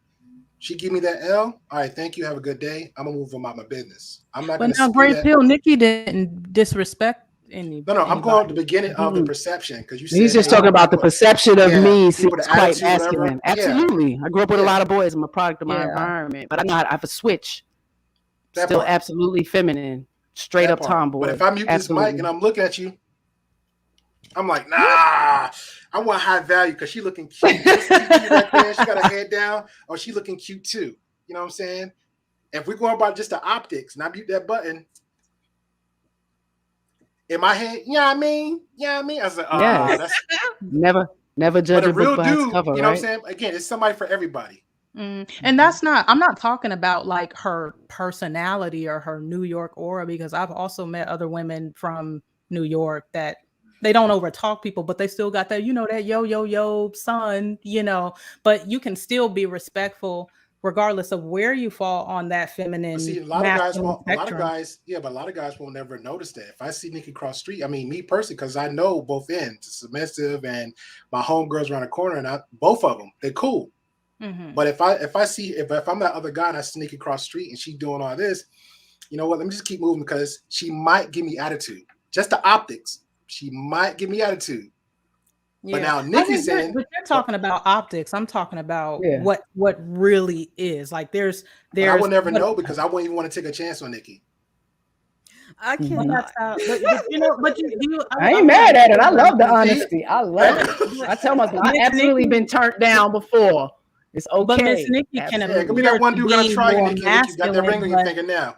Actually, not be. I mean, she could, and Miss Nikki has proven herself to be very respectful, you know, and not over talking people. So it doesn't matter. I'm not talking about how a woman comes off or how she appears. I'm talking about what she actually does when she's proven herself. Part, though?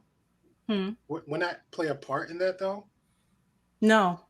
Absolutely not. You can have a more masculine demeanor by the way you maybe walk and speak, but when someone's talking, you not overtalk them. You not yell at them. You're not making, you know, little sarcastic remarks or facial expressions while they're talking, you know? So no matter where a woman falls on the masculine, feminine spectrum, she can still show a level of respect, no matter how feminine or masculine she is. She can still know how to close her mouth when other people are talking. Yeah, but you gotta get, I'm just saying, in my opinion, you have to get there first. So like, I'm seeing both of y'all right now. Before I just gave an example how Nikki was just a little bit earlier. If I just mute the mic, I would be more inclined to approach you first because you're showing that feminine ways versus Nikki. But it's always going to be some dude going to take their shot regardless. Shout out to Nikki with the ring on her finger. And when they take their shot, then she's going to talk. And when she open her mouth, that dude like, okay, I could continue. Now, Shirley, the comment you just posted, Miss Ty, it actually wasn't her opinion. I was ready to have a conversation with her. It was just the aggression. I mean, look, anytime you find yourself in a aggressive back and forth with a man, look, something wrong. You know, as a woman. Hey, I've been there. I had a dude curse me on a panel and called me the N-word multiple times. So trust me, I know. Who did that? I thought of who. I'm not gonna say names, but it was a dude on the panel that pretty much cursed me out and called me the N-word multiple times. But again, that's what, like, I will agree with you that one. So when you see that type of energy displayed towards you, then it's like, you know what, you're good. All right. Now, y'all, I wanna I'm gonna switch gears, y'all. I got another clip I wanna play. Man, I got duplicates. I hope this is the right one. Y'all bear with me. I'll tell you what emotion I do have, though. I'm just sitting here this evening, and I'm looking at this panel, and I'm thinking, here is a row, you included, of sharp sisters. Why are we spending some of the best years of our lives by ourselves? All single. By choice for me. By choice. What do you say? I'll tell you, it's quite frankly, it's easier to meet a white woman or sometimes Hispanic women because black women have so much attitude when you're out or you're walking. Energy. What do you mean by that?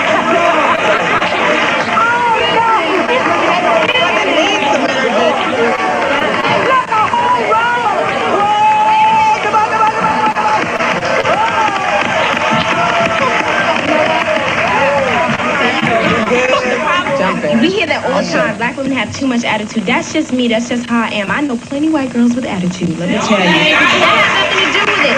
It's about a cultural expression. Just because I roll my head or roll my eyes, whatever, that's confidence. I have confidence in myself, and I'd like to be heard, and I'm gonna let you know where I stand.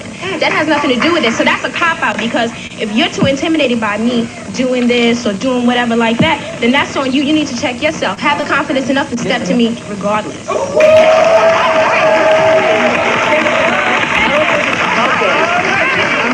If you're a confident person, if you're a successful person, why should you have to go through all the hassle? You could date other people. There's no need for that. Wait a minute. Okay, go through the hassle. It's not it should not be a hassle. I mean, we're here for one another, and quite frankly, I think that a lot of black men have bought into what the system tells us about black women. I think that a lot of black men hold us responsible for being what we've had to be throughout the years, with not having you there as father figures and having to be the mother and the father to our children. And a lot of the other issues that go along that make us the strong black women that we are. And you guys use that against us, and it's not fair. And why should we apologize for being strong black women?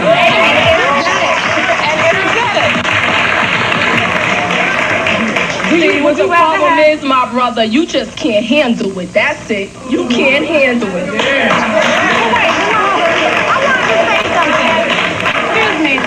I want to say something to the young man that stood up and made a comment right here behind him. Yes. That made a comment that was really, really key.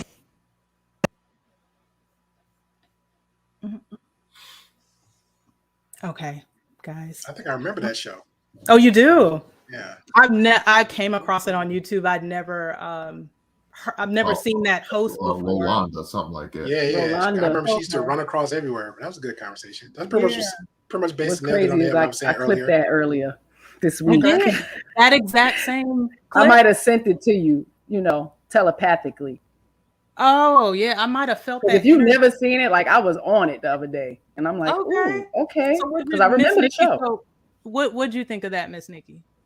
Oh man, I mean, it's one thing to be strong and independent. That's awesome. It's great, but you don't have to be mean. You don't have to be mean and fucking combative. Mm-hmm. It's not the same thing. I'm sorry. Right. Who wants to handle that? Excuse me. Who wants to handle that? Right. You understand what I'm saying? Sometimes we have to learn how to live in harmony. I don't want to have a mate where I got to be combative and debate all the time. Mm-hmm. So, and then I hear the other woman, at the end talking about, don't be mad at us because we had to be the mothers and the fathers and things that, okay, so allow them to come back in and be the husbands and the fathers. I'm confused. Wait a minute. I don't want all that weight. It's too much to handle. Yeah. I don't want to raise these kids by myself. It's easier to pay these bills with two people versus one, fighting you for child support and when to see these kids. They need us both. Mm-hmm. We need to show more discernment and vet better. Right. And be nice. Like, it's not that damn hard. If you practice it, it becomes a habit. Yeah. It really does. So if you practice being mean, you've been mean 15 years, 20 years of your life, it's kind of hard to switch that overnight. It's more ingrained in you. It's just like, let me be who I'm going to be and accept me. But excuse me, nobody just wants to have somebody being mean and negative and pessimistic all the time. Sorry. And not to say all women are like that. Not to say all Black women are like that. But a lot of us carry these behaviors. And if you know, change it. Mm-hmm. The only way is to recognize it and do better. It's just like taking going to AA. Mm-hmm. You an alcoholic? Go get some help. You mean go get some help. Right. Hey, some people don't recognize those it's not on your mate. Miss Nikki. Well, they need to learn to. We getting too old to keep thinking somebody else gonna fix it. Recognize the shit you do. When somebody say they perceive you this way, that's how they're perceiving you. This is how you're coming off. Like you said, I'm masculine. Absolutely. I grew up with nothing but boys, but I'm a feminine woman. And I show mad nurture and love to my husband. I cultivate my home. I'm nice. As you should, girl. All the time. As you should. Love all Black men. And I hold doors for y'all. I'm nice to y'all. I help the old men in the stores. It's just in my being. It's not something that I have to try to do. It needs to be just a normal behavior. And it's not fucking normal. Sorry. It's not. It's a lot of mean ass people out there. We're not being satisfied. Some people need to go get a nut. Well, the getting the nut is that's not the problem. Yeah, that's not the issue. That ain't the issue. Right. Go ahead, Hank. Nathan, what did you think about the clip? I'll go. I think Hank was trying to say something. Hank was about to say something real quick. Yeah. Hey, I'm sorry, Hank. The problem is, watching that clip, you talking about scared of a strong Black woman. No, we're not scared of a strong Black woman. There's a difference being strong and the difference of being nasty and having attitude and being disrespectful. What is strong about that? That's not strong. Yeah. That's not strong at all. So I hate when they say that. They try to throw all the attitude in there, talking about you can't handle strong. No, I can handle you. You strong as hell. I need you to be strong. I need for you to be strong because I don't want no weak woman. Don't give me no weak, frail ass. I don't need that because when times get hard, I'm going to need for you to be strong. Because we're going to have to go through this shit together. You know what I'm saying? We're going to have to go through the trials and tribulation together. The high waters, the low currents. Man, we're going to have to deal with all of that together. So I need for you to be strong. You know what I'm saying? I don't want you to be weak like that. So, but don't mean you have to be nasty, disrespectful. So we need to stop acting like this shit's not happening. We got to stop acting like this shit don't exist. I know the chat is in their feelings of talking about this and that. Black. Ignore the chat. Come on, man. We act like this shit. We act like your mamas ain't like this. You act like your aunties ain't like it. Your granny ain't like this. You know how your granny would tell you put a rainy day fund. That's some trifling shit, man. That's some trifling shit. That's the shit we talking about. Hell no. But y'all want to be white so bad. Straighten your hair, get your perms, wearing wigs. Hey. Folks were doing that way before we was. But now y'all want to do it? Come on, man. That's some bullshit. Stop acting like our sisters are not doing this stuff, man. Because unfortunately, we are. Now, we got to do better. Have the men been out of home for a long time? Yeah. But in 2022, these men are better now. They trying to get better. They trying to get back with the sisters. They trying to make things work out. They trying to get the nuclear family together. But you sisters got to come with an open mind and an open heart to be willing on doing that. Yeah. And Hank, just about what you said about how you need a strong woman, I think it's important to make sure Black women understand that you need to be strong mentally. You have to be strong to survive a marriage, and you have to be strong to raise kids. But being strong to people, it like has these multiple meanings. I think when we think of strong Black woman, when we use the word strong in that context, we're thinking of someone who is combative, someone who doesn't listen. But Hank, I know that's not what you mean, but you're meaning strong mentally. Right. Nothing about that strength to me. That's not strength. Nothing about that strength to me. It's women who have the definition confused, to be honest. Men have never said they did not want a strong woman. Yeah. Ever. I've never heard in my entire life a Black man say they don't want a strong woman. It's the misinterpretation from women and their own reality. Because they're mixing their feelings and emotions into a situation where they're like, I have to do this. I have to do that. I have to get up early. I have to go to work. I have to deal with these coworkers. I have to be so strong to get through the day and not curse nobody out. But what men are saying, are you a man's peace or are you his prison? That's the issue. Yeah. The problem is a lot of women are not peaceful. Men want peace. And we will change, we'll make adjustments. We will sacrifice for a woman that's peaceful. It's just that simple. It's so simple that women, they miss it every single time. If you cannot be a man's peace, then you're his prison. There's no in between. A lot of women are operating in the in between zone. We don't want in between. We want you to be cooperative. We want you to be feminine. We want you to be nice. It's just that simple. The sad thing is, the reality is, everything a woman asks of a man costs a man everything. It costs us everything. But everything a man asks of a woman doesn't cost her anything. This is the great problem between black men and black women. I can ask a woman all day, every day. All I want you to do is change your attitude. It costs you nothing. It's free. Everything men are asking black women to do, it's free. It doesn't cost you anything. Now, for me, for black men, we have a financial responsibility. There's no way around that. So again, a woman asks for men, it costs. What we ask for women, it doesn't cost anything. And women struggle to do that. And there lies the biggest issue. That's a good point. You know, so whether it's a man is saying we don't like this attitude, we don't like the weight, or we don't like the hair, we don't like we don't like the eyelashes, right? We do like natural. Women will say what? Black women will say, well, it's my body. It's my looks. I'm not doing this for you. I have a sister. I told her the exact same thing. She has eyelashes that come off 8 feet off of her fucking head. Oh no. He said 8 feet. And I tell her all the time, I said, that's not, I said, it's not attractive. I said, men do not like that. She says, I don't care. I'm not doing it. Well, the problem is a lot of black women are doing things and competing against other black women. They're not competing for black men because the reality women don't like to hear that, but it's so true. Of course they don't. Yeah, they don't. Of course they don't. Nathan, I've been saying it for over 20 years. I would tell men. my friends, they don't like that weave shit. You know what I mean? If it's natural, it smells good and it's soft, it's fresh. It's like, take care of it. They like it. To lay next we do too much to it, to smell it. It doesn't smell good. You can't properly put your hands through it. It's not fun. I cannot. It's not fun. It's not fun. We don't like it. Sis, I got a lot of brothers saying it over 20 years. Ain't nothing changed. The problem is a lot of men just stop speaking on their behalf because it doesn't go anywhere. So what ends up happening is women have put black men in a position to where our words and how we feel and what we want doesn't matter. And so because of that, guess what? We decide to not speak our piece.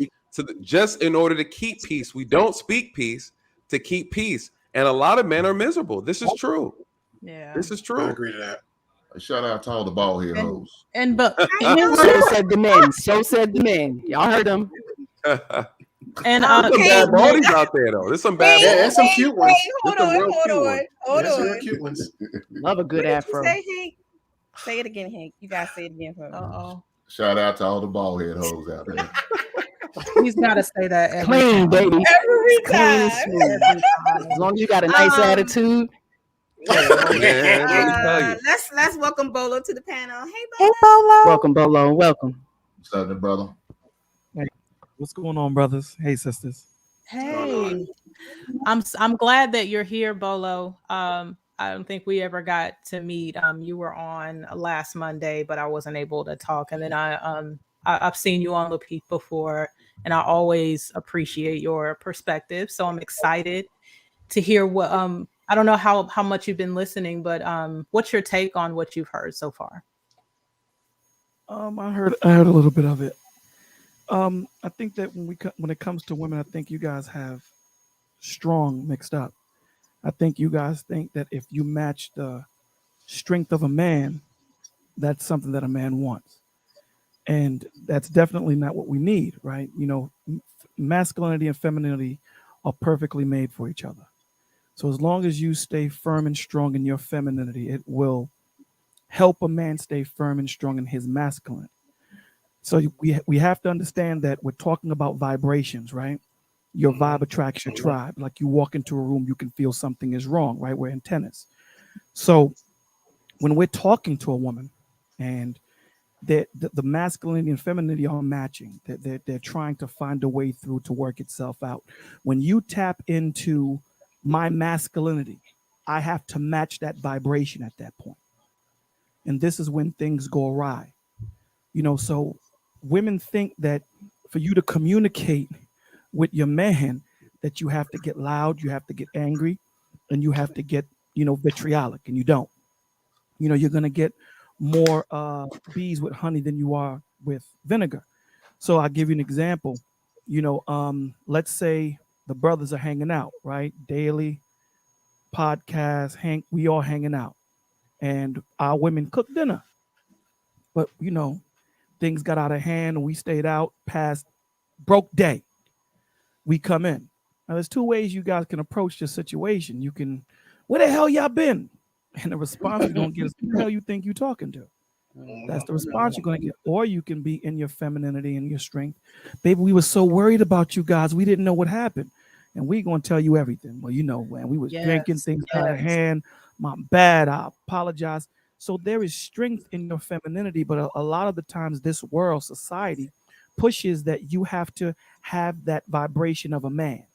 And then things go awry because now I'm not talking to my woman anymore. I'm talking to something that is trying to match me in strength, not physically, but spiritually, mentally, and emotionally. And I have to deal with that in a certain way.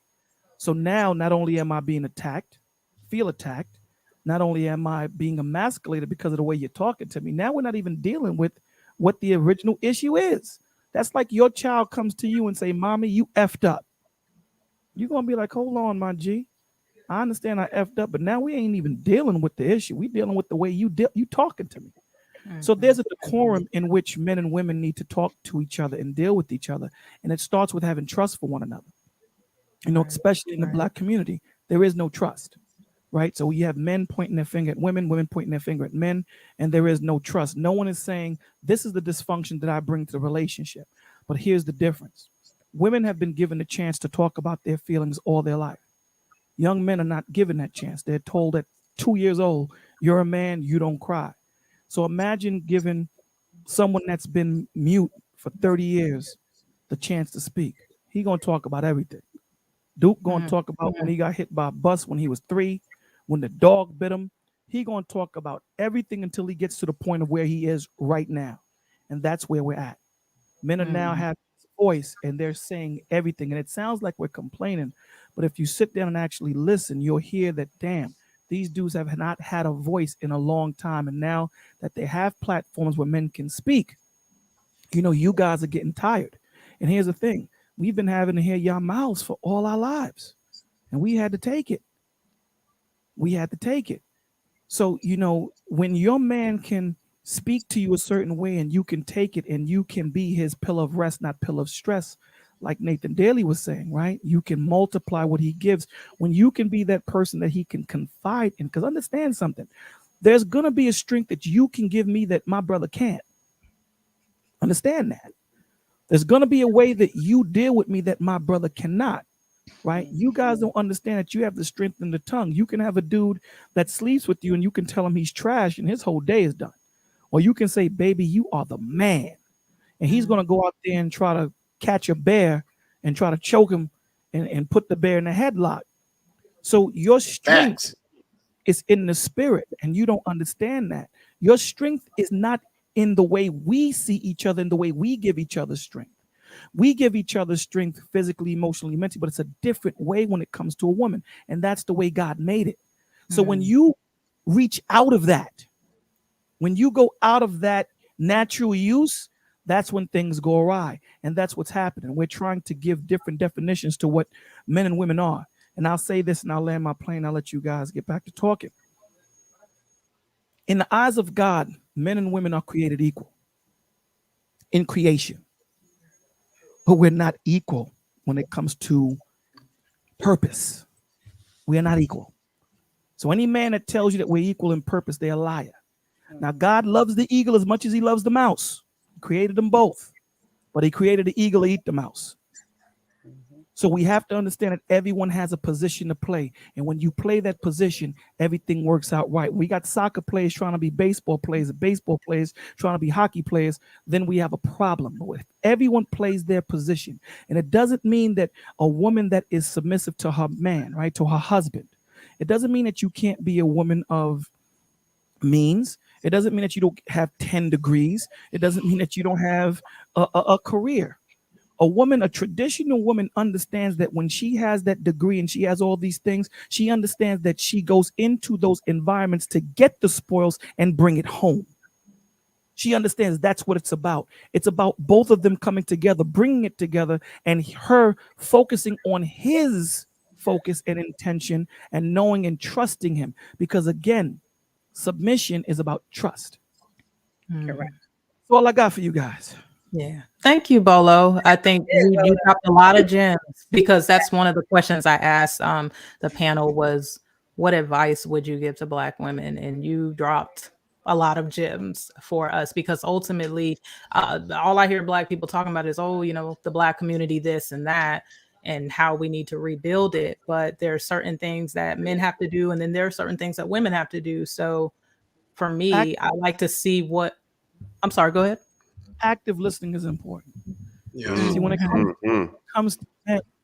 comes to men, we hear everything. We try to accommodate how you guys want to be accommodated, right? The guys go out there and get the homes, they get the cars, they get all these different things. Listen, I could have lived in my mother's basement and been happy. But my wife didn't. I had to go out there and get the house for the family. Listen, comfort for a man, it doesn't take too much to make us happy. Man, you know, we could be in a 1-bedroom apartment and be good, but we know our wives don't want that, right? So we go out there and get these things for you, because the testimony of a woman, besides being God-fearing and all those things, the testimony of a woman is material. It just is. And the testimony of a man is a woman. We do what we do to get women. We go out there and you have to understand the way we get you is from our provision. If a man cannot provide, I don't care what it is he got, you know, he can lay pipe well. At the end of the day, you want to make sure that you're provided for. You have a roof, that you know that the electricity is going to be on. All these things are paramount.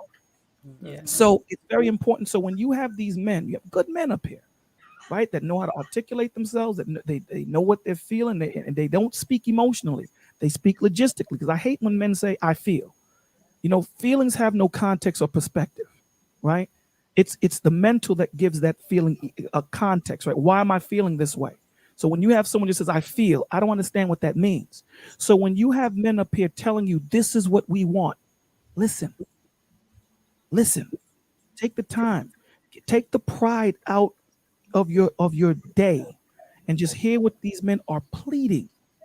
Listen to what they're saying to you, because at the end of the day, I think most of these men up here are they're married or have a woman.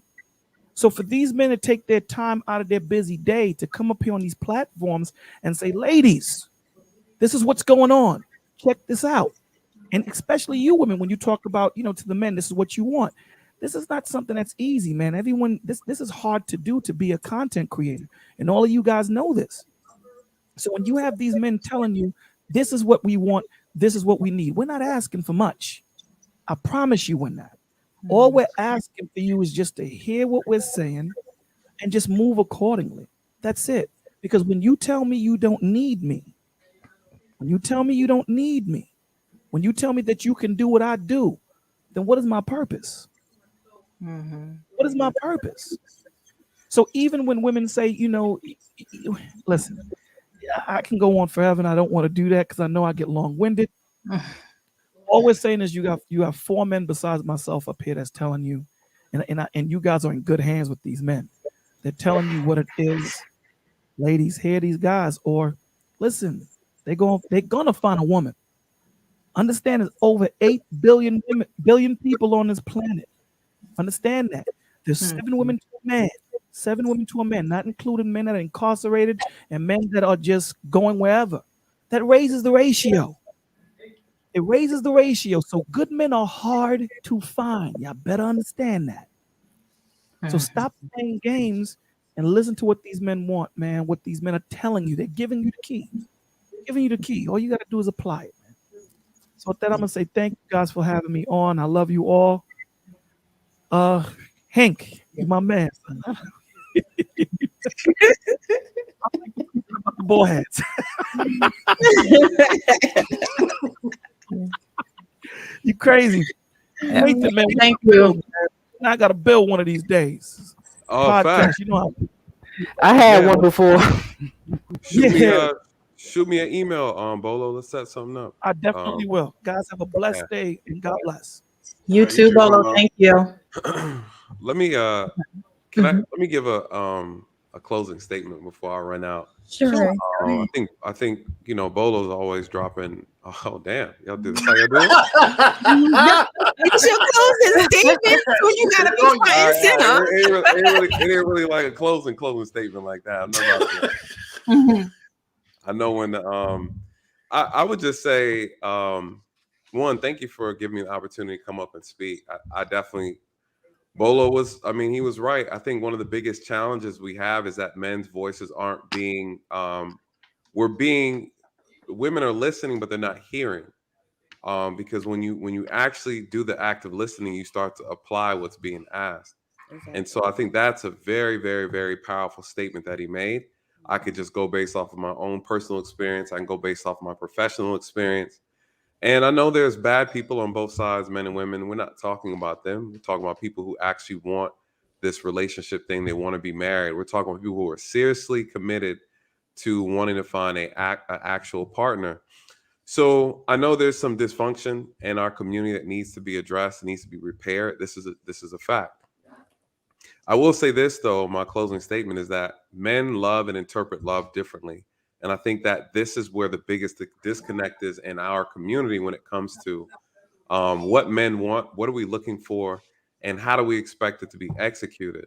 The reality is, if we're even talking from a biblical standpoint, when you look at it, it states that, men should love their wives. Wives should respect their husbands. Unfortunately, I think where the disconnect is that women don't realize that as men, we interpret love through respect. That's why when we talk about attitudes, when we talk about rudeness, when we talk about disrespect, it is a huge turnoff. So you could tell me that you love me all day, but if you respect me and show me respect, I know you love me. And I think that is the difference. Men want to be respected. This is why we appreciate submission. Submission is just cooperation. That's really it is at the end of the day. And so I think we got to get back into a place to where we revisit these traditional values, and then we also start teaching them. At the end of the day, I don't care how sorry a man is, how sorry a woman is. Everybody wants to be loved, and everybody wants to be respected.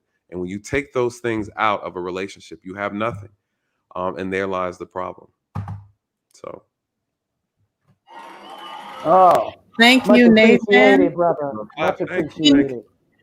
Can you stay around for the last clip? I just have one more clip. You got a last clip? Yeah, drop it. One more clip, and then we're gonna. You got all these clips and things. Thank you for those jewels. Look, this is only the third one. Oh my goodness! Like a middle school project. Go ahead. Proud of you, girl. I saw something now. You gotta say the tagline next time. We gotta play the queen, y'all. Our discussion up to debate. I want to begin, Shahrazad, just with you telling me why you wrote the book. Well, I wrote it because we are the missing link in our communities. We, black women. Is the only information the black man has not had. And we certainly represent the only group here in America who have never been examined for the root causes of our behavior. The white man has been examined, the white woman, and the black man, certainly. Now, first, let me state, Geraldo, that my position is that the black woman's disrespect and rebellion against the leadership and the authority of the black man is a direct cause of the breakdown in our family structure. I am not saying, wait a minute. Okay. Because this, as we know, will go to hell in a minute. Let me first tell you what I'm saying. Okay. All right.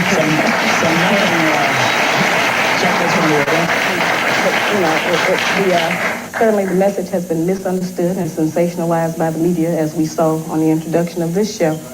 What we have is a situation where we as black women have never been examined. We have never accepted our share of the responsibility for the condition of our black community. I am not saying that we are 100% responsible.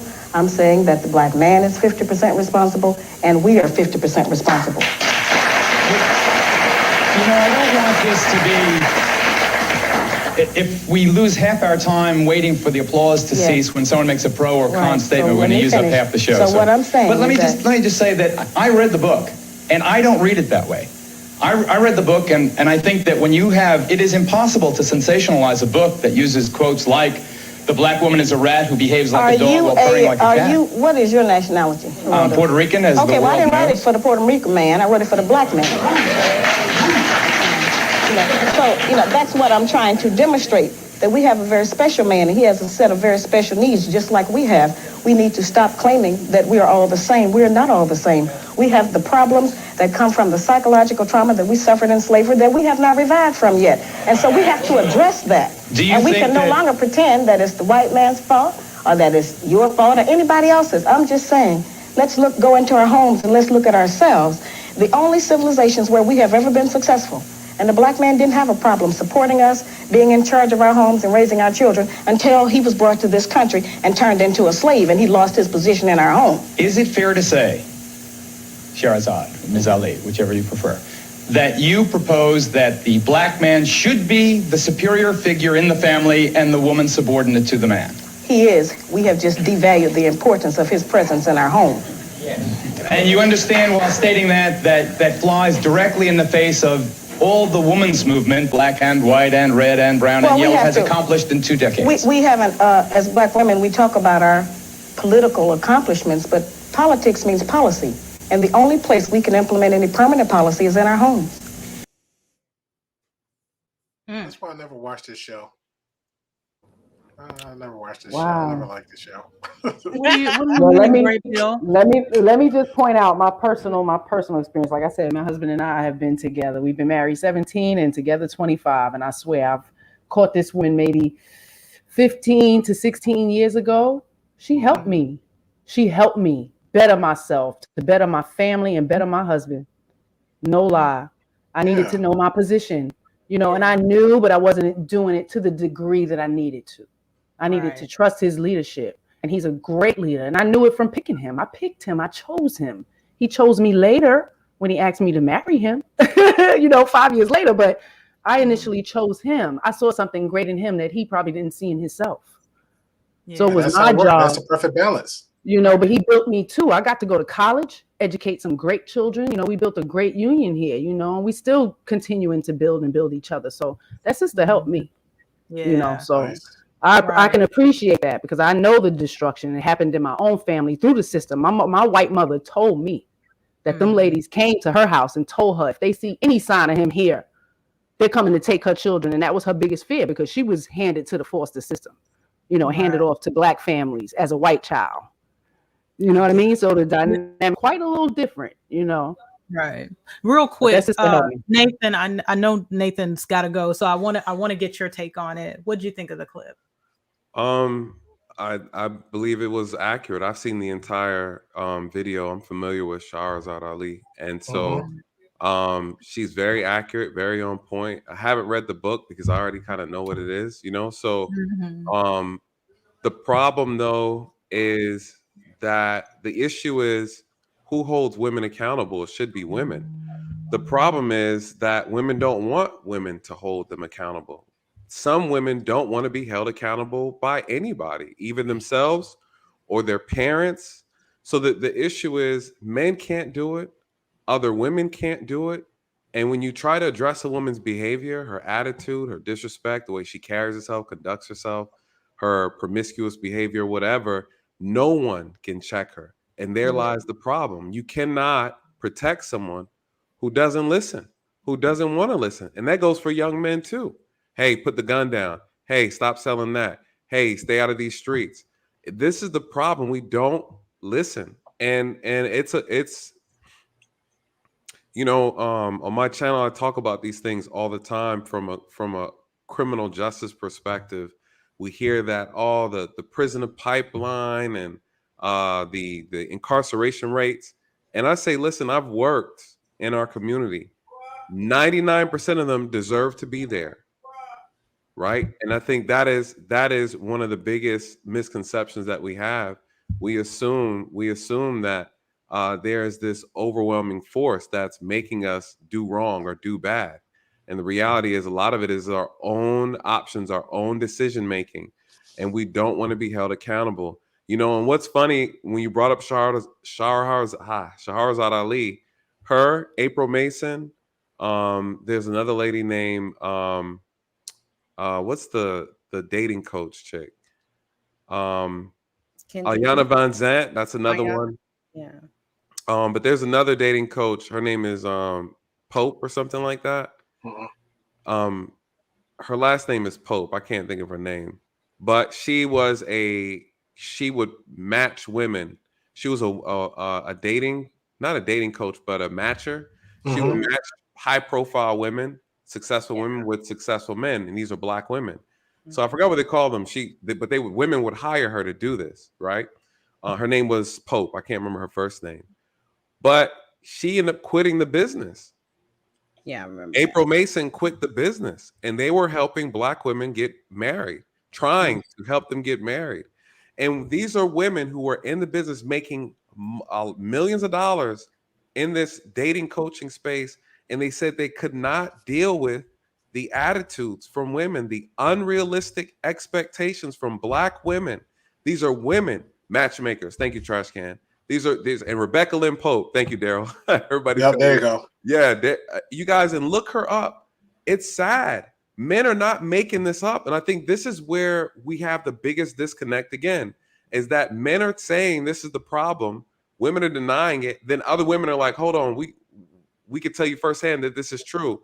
The problem we have is the unrealistic expectation. We have some women in our community that confuse their needs. Correction, they confuse their wants with their needs. And so they go after what they want, and then they never focus on what they actually need. And then they get stuck with a dusty. That's the new name I'm learning recently. These dusties, right? So yeah, you're focusing on these dusties, but then you turn around and look, you're a whole dust mop. So if you're a dust mop, of course you're going to be dusting up dusties. So this is the problem.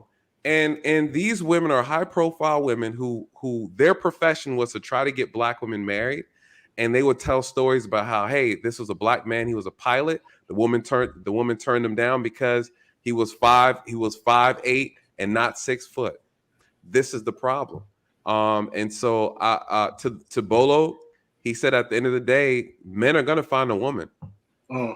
And at the end of the day, all men outside of this country are all looking for submissive women. 90% of the cultures outside of this country are still traditional in some ways and not westernized. These men are looking for feminine and cooperative women. We don't care the skin color. I've only dated Black women. So, you know, when I hear that argument too, I prefer Black women, but I'll tell you what, if somebody else come by and swoop me off my feet, guess what? You get in the ring. Get in the ring. So that's the reality of it. Until some of our sisters start listening, the hard-headedness is beyond me. I don't get it.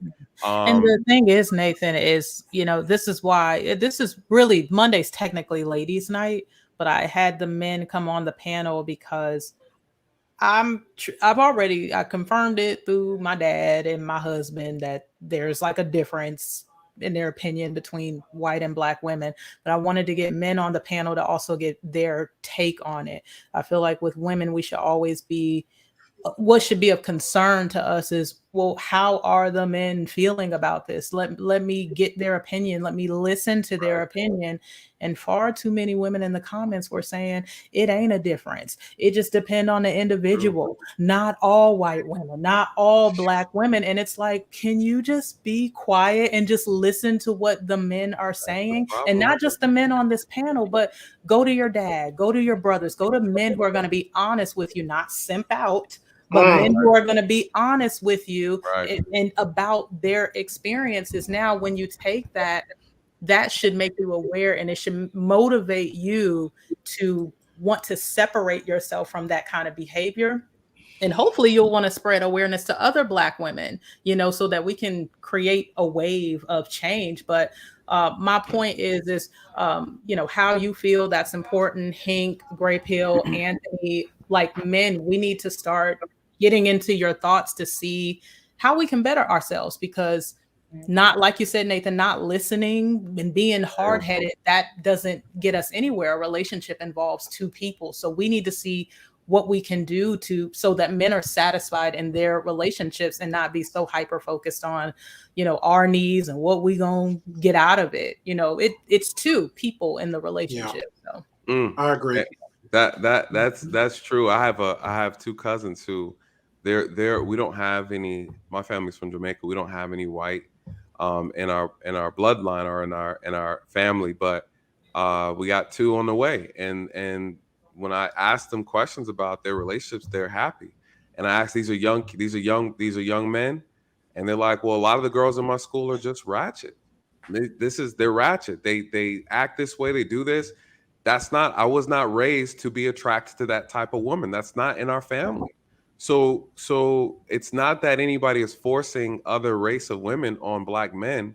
Black men are going where they're appreciated. They're going where they're loved, and they're going where they're respected. And at the end of the day, that's just the name of the game.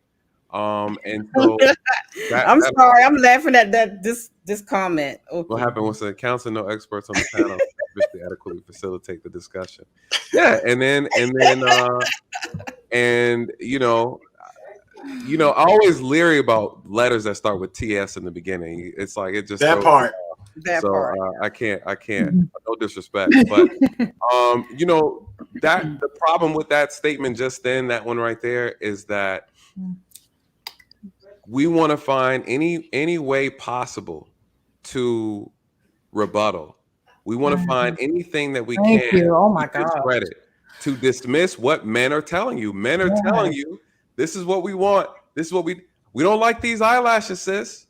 We don't like that you cut all your eyebrows off and then redraw them any kind of way you want the next day.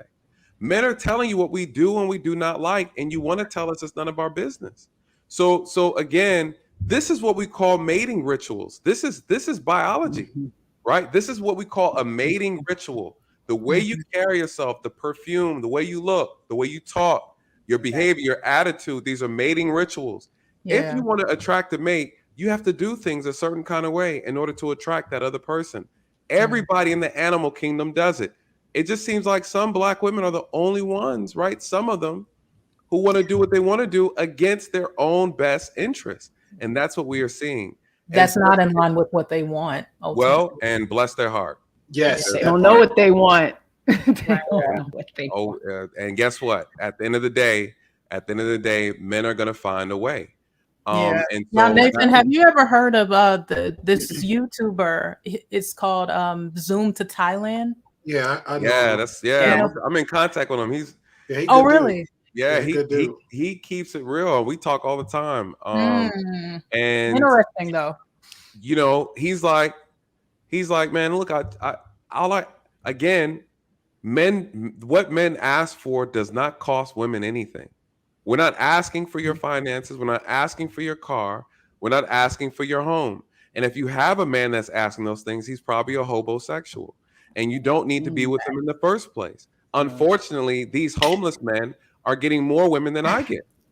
I've arrested homeless men with condoms in their pocket. Yeah. So again, these guys out here who have nothing to their name, these men are not on their purpose. They find more women. They get access to more legs than I do.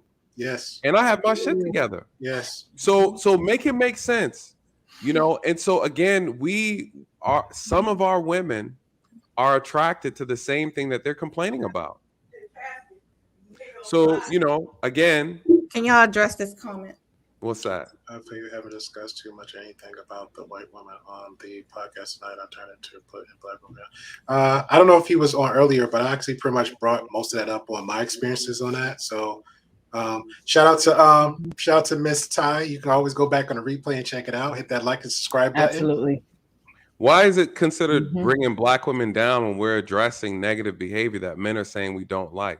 That's not bashing. It's called making an observation. So we're making an observation tonight, and somehow you take that as being bashed. That's very unfortunate. Bless your heart, because the reality is, guess what? Women do the exact same thing to men, and they talk about how dusty these men are. They talk about how pathetic, how uneducated, how they don't have the money, their pockets are dry, they can't fly you out, they don't do anything, they complain, they dick little, they short. So again, miss me with that T-talk time stuff. That's ridiculous. The reality is we are talking about the problems. If you can't handle the problems, cover your ears. It's not ear-friendly when you're telling people what the issues are. That's right. How do you change? How do you bring about change? How do you turn this ship around when you don't want to hear about the issues that's causing us to sink? That's our problem in our community. We cannot handle constructive criticism. Correct. Absolutely. That truth We gotta hurts grow sometimes, up. baby. The Man, truth we gotta absolutely grow up. hurts. I mean, and medicine don't taste good. 40 years ago when I was 5 and I had to take some medicine, it didn't taste good. Now it's so sugar-coated, and it tastes good. How are we? Perfect example, and I'm gonna run. This is the issue.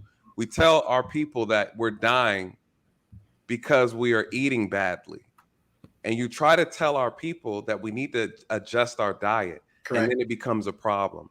Anytime we try to address issues that are causing us to be self-inflicting, we get so much pushback. We want to stay in a false sense of reality, and that's what's killing us. So again, those who are paying attention, those who are listening, those who understand what we're really talking about, you're mature enough to handle the conversation, then you'll self-correct. If not, more power to you. And if it doesn't apply, let it fly. That is my saying. You must not right be listening, because we've been saying That's a whole my bunch saying. of solutions. What is you right? The TS is in the front Let me stay name. out the comments. You can't. Them About to TSs. drive me. I can't with the TSs. Listen, y'all. Thank you so much. Thank you so much. Thank you, Nathan. Thank I- you. I appreciate you coming on. I We appreciate appreciate you. you. Hank, shout out to you, brother. Hank, I need to see you on my channel, brother. You need to come on and bless me with some of the wisdom, man. Well, hit my DMs on Instagram. You can get me. All right, what's your channel? What's your link right here on the? Yeah, right there. Yes. All right, bet. I got you, brother. You guys, thank you so much, and you guys have an amazing night. Take You care. too, Nathan. All right. See you next time. Absolutely. All right, But guys. You know something? Watching that video, man, that was back in probably about 87, 88. Yeah. So that's over 40 something years, man, of sharing knowledge. Yet ain't shit changed. It got worse.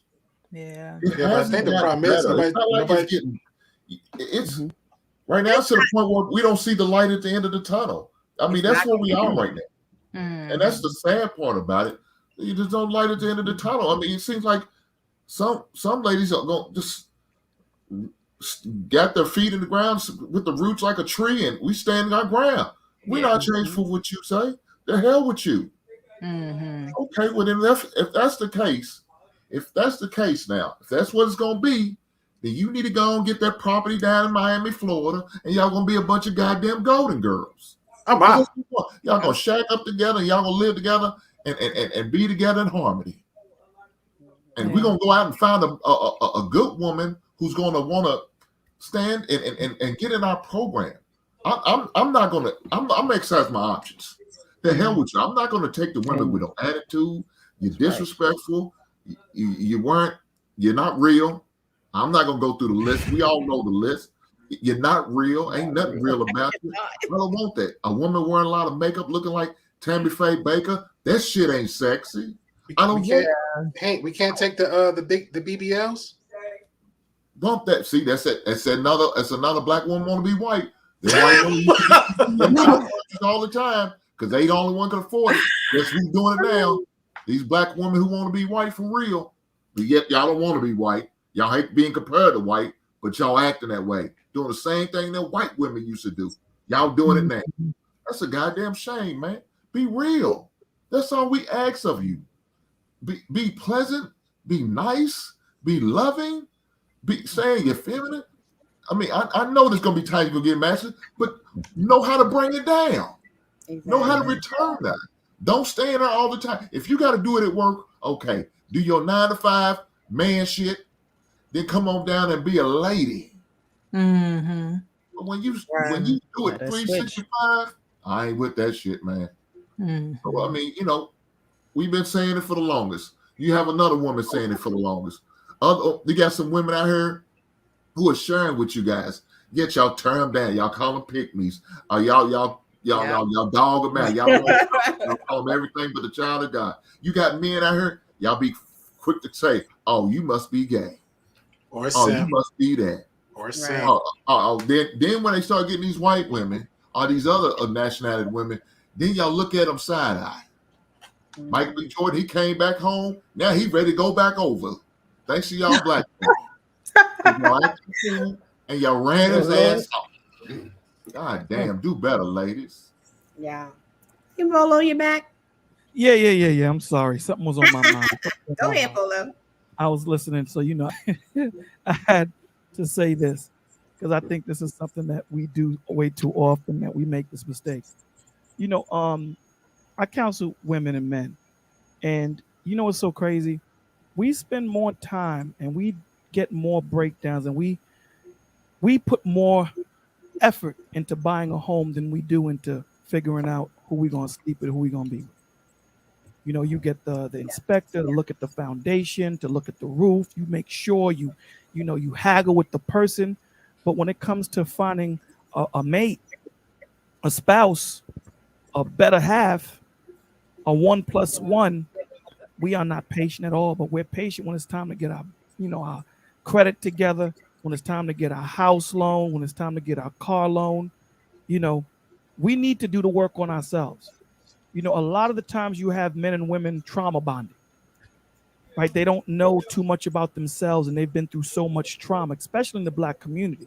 The trauma starts from inception, right? Because we're so trauma ridden. But now you're starting to have men that are starting to get therapy. They're starting to figure out what's going on. They're starting to get help. They're starting to realize that when you know your worth, it shows forth, your value shows forth in your standards, right? So if I have a diamond that's worth $100,000, the way I know that it's worth $100,000 is because I got it certified. I went and did, clarity. I did all these things to find out what it's worth. And I'm not taking nothing less than $100,000, maybe $95,000, depending on what the situation is. So when these men figure out what their value is, what their worth is, it shows forth in their value and the standards of how they speak and the standards of what they look for. So when these women come and these men are saying, nah, I'm not trying to have that. I know what my worth is. So if I know what my worth is, damn sure I'm going to get the value out of it. I'm not going to shortchange myself the same way you wouldn't shortchange yourself. So the whole thing is your vibe is going to attract your tribe, ladies. You know what I'm saying? So you have to understand that if you're going to try and get a man, not just of means, because you're a high value man does not make you a man of high value. I'll say it again. Mm-hmm. Because you're a high value man does not make you a man of high value. Guy with money, if he's an a-hole, he's an a-hole with money. I don't care if you go to this or if you go to, you're a man, So when these dudes are getting their passports, I got no problem with you going to Saturn to find yourself a shorty. I got no problem with it. As long as you have done the work in you to know that if you're going to get yourself a wife, then she's getting a husband. I got no problem. But these men are going over and they're showing forth with their bread. And they have to keep them women in them third world countries because once they fly over New York and they see them lights on 24 hours a day, they're going to know someone got more bread than you. So this is the problem. The problem is we're leading with sex that only lasts, the climax lasts for 30 seconds, maybe 45 seconds, opposed to searching for something that's going to last forever.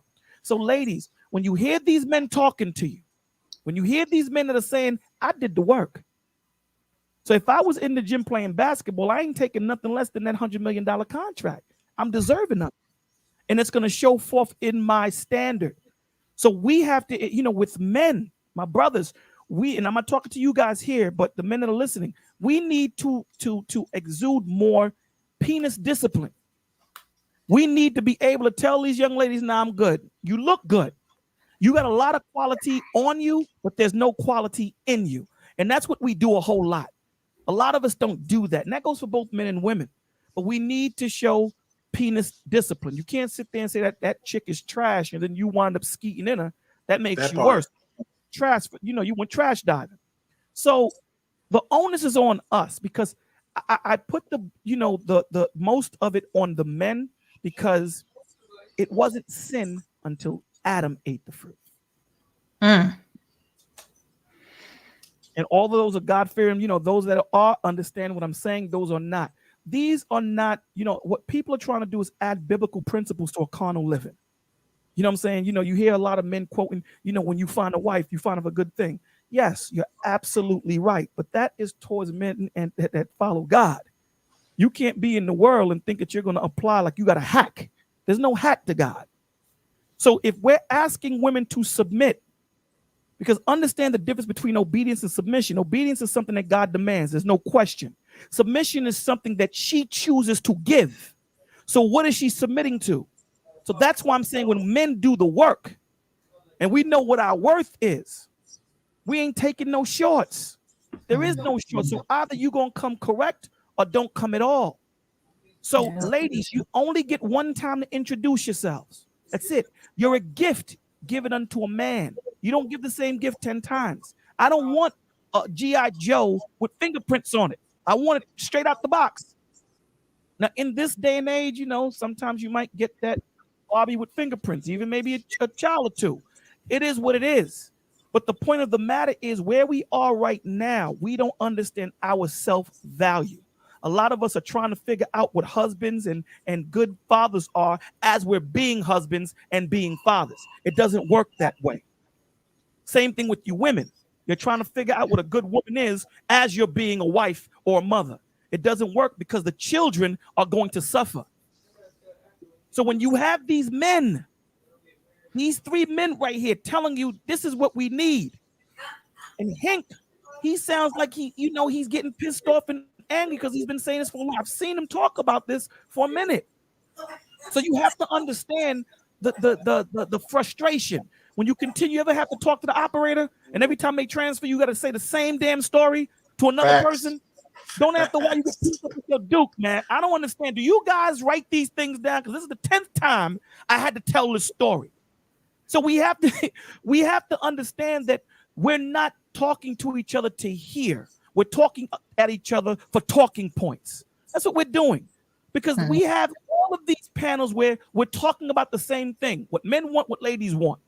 But there's no solutions. How do we get there? How do we get there? You know how we get there? Slow everything down.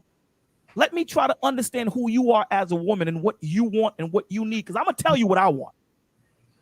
I'm going to tell you what I need. And I'm not going to wait for the 3rd date. I'm going to tell you the first, because time is something that we don't have too much of. So I'm not going to waste my time. So I'm going to say, Ma, this is what I'm looking for. I'm looking for a wife. This is what I'm looking for. This is where I need to be. This is what I need from you. Because we have all of these panels where we're talking about the same thing. What men want, what ladies want. But there's no solutions. If you guys can't produce that. Someone have on YouTube? No, that was me. If you can't produce that, then be woman enough to say, you know what, my G, you are not what I'm looking for. I'm just looking to play, and you're looking to stay. And we just don't match. Because what's going to happen is now you're going to get into a vitriolic relationship, because understand something. When I speak to men and counsel men, I don't give them game, because after a while, game runs out. I want you to be your authentic self, because you can never run out of that. You can be yourself on the fly. With game, there's a script you're reading from. After a while, that script runs out. Then she sees you for who you are. You a dirtbag. So there's only one you on this earth. There's no one else that can be you. So be the best you that you can be. But we have to understand that it starts with us. And this is the thing, and I'll say it again and I'll leave. And I know I told you I left before, but I came back. You all right, Bolo. But this is what I'll say to you is this. We have to understand that, first off, there is no such thing in the scriptures where a woman is barefoot and pregnant. When you read about the virtuous woman in Proverbs 31, she was like a merchant ship. She was out there working. So I don't want to hear nothing about the woman being barefoot and pregnant. Scriptures don't say that. That's number one. Number two, as my wife, we need to understand, fellas, because I know, women have been acting up for a long time. And now that we got this voice, we really want to be, pinpoint with it. We have to understand that they are a mirror image of us. So it's just like your children. Your children act up in school. They typically blame the parents. So if your woman is out of order, I'm going to look at the husband. Because why is your house not in order? And if you can't control her, why is she still your wife? You feel what I'm saying? So at the end of the day, when our wives fall, we take some type of accountability in that fall, because she is bone of your bone, flesh of your flesh. The only time 1 + 1 don't make 2 is when you're married. Don't make 2. You're both 1. So with that 50-50 garbage, get the hell out of here with that. It's 100-100, man. Everyone holds their position down. All right. And I'm sorry that I'm talking like this, but it really pisses me off when we try to pussyfoot around it, that we have a position. Men are telling you, women, this is what I need you to be. This is what I need you to do. Don't do no more. You don't have to do no more.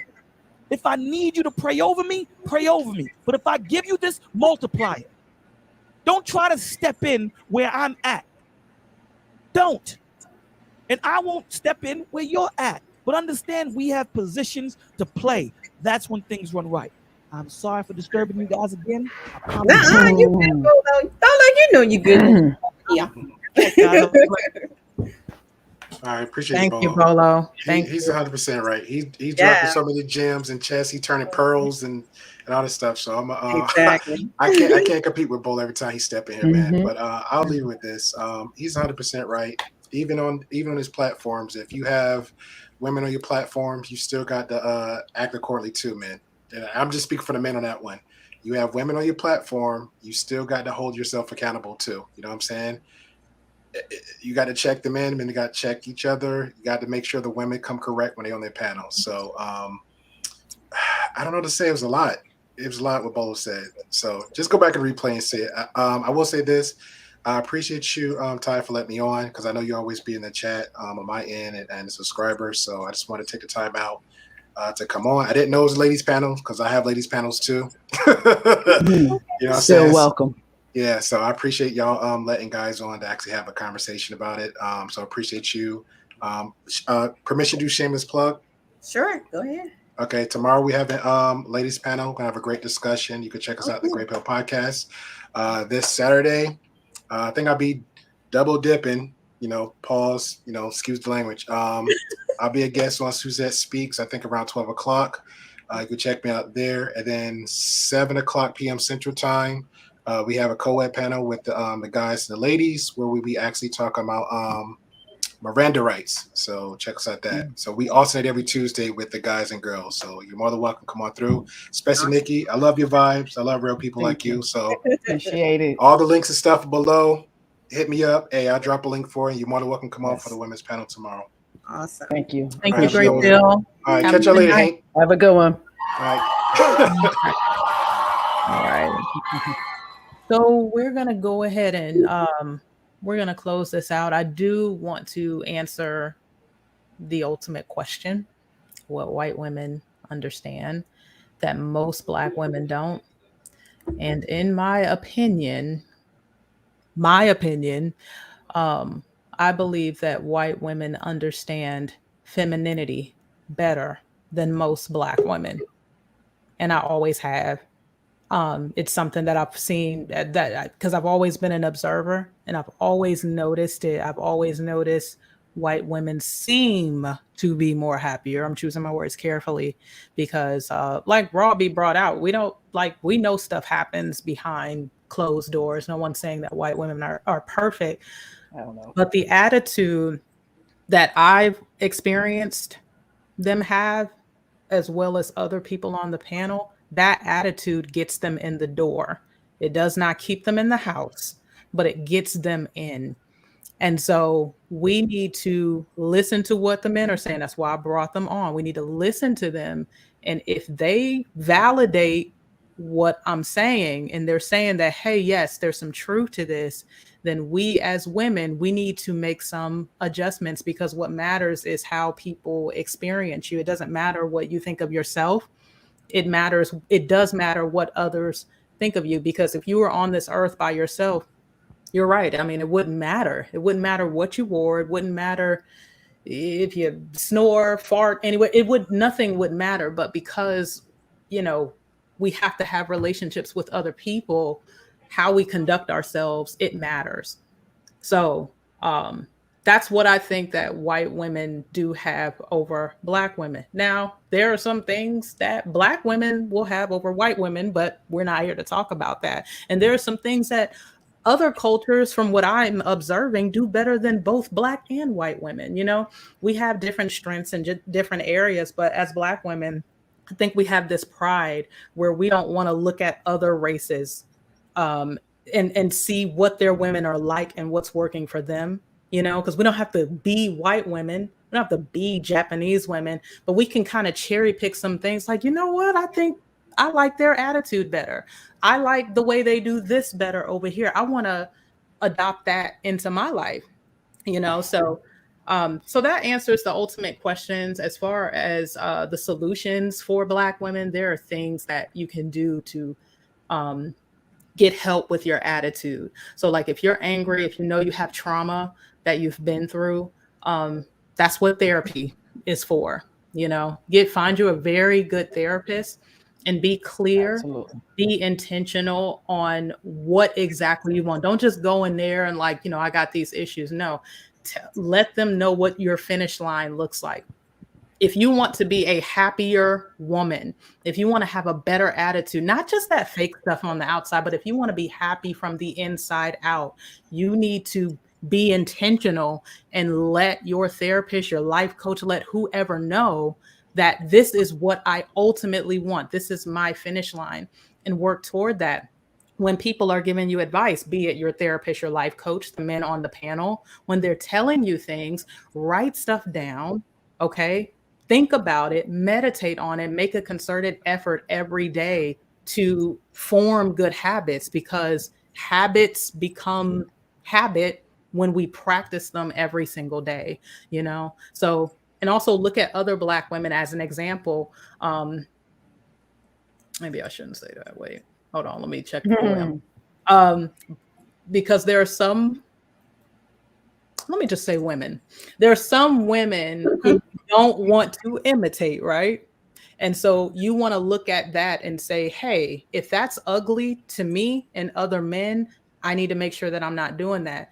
Or if there are women that you do want to imitate, take little things out. I mean, I went to the dentist like 2 weeks ago, and my hygienist was so upbeat and so happy. And that energy is so contagious. I mean, she's just, I had to go and leave her a 5-star review. I mean, she made a place that is scary for most people just seem so comforting. Her aura, her energy was just so positive and comforting, and it made me trust her. And now I don't ever want another dental hygienist. I want to be with her for life. I told her, you are stuck with me for life, girl. So you might as well get used to it. You're gonna see me twice a year. But I took notes from her, and this is a white woman. I'm taking notes. Any woman that I see doing well, having a good aura, good energy, you know, I'm taking mental notes in my mind, like, man, you know, I need to put a little pep in my step. So I would encourage fellow Black women, do the same thing. Take notes and know what is unacceptable based on what the men are saying is unacceptable to them, and then look at what is acceptable and imitate that. So those are my solutions. And I wanted to open it up to closing thoughts. We'll start with you, Anthony, because I haven't heard from you in a while. What are your closing thoughts, and what are your solutions? Oh, you're on mute. You're on mute. You hear me now? Yeah. Okay. Well, first, I don't want people to think that I prefer white women, because that's not my preference. You know, I think as a people, we all have to understand each other first, you know, and give that respect to each other, and then show everybody love, you know, show love. That's about it with me. Yeah. Okay. And thank you for being with us, because your opinion is very valuable, and it really contributed to the panel tonight. So thank you, Anthony, for being with us. Yes, ma'am. Hank, what are your closing thoughts? Well, my closing thoughts gonna be for them Black men. Protect yourself at all times. regardless of what these women do. You are the man. They don't dictate what you do. You do. They don't control what you do. You do. You got options. You exercise your options. So don't let these chicks determine what you're going to do. You find that right person, you be good. But I'm going to say it again. Black men, please protect yourself at all times. Thank you, Hank. Thank you so much. I appreciate you joining. And last minute too, might I add. I really appreciate it. Miss Nikki, closing thoughts. Oh man.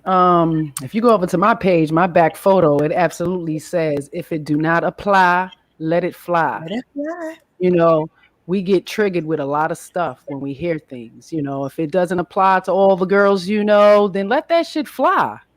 Because most of the people that come on these panels, we're talking about personal experience. So in my personal experience, this is what I'm perceiving.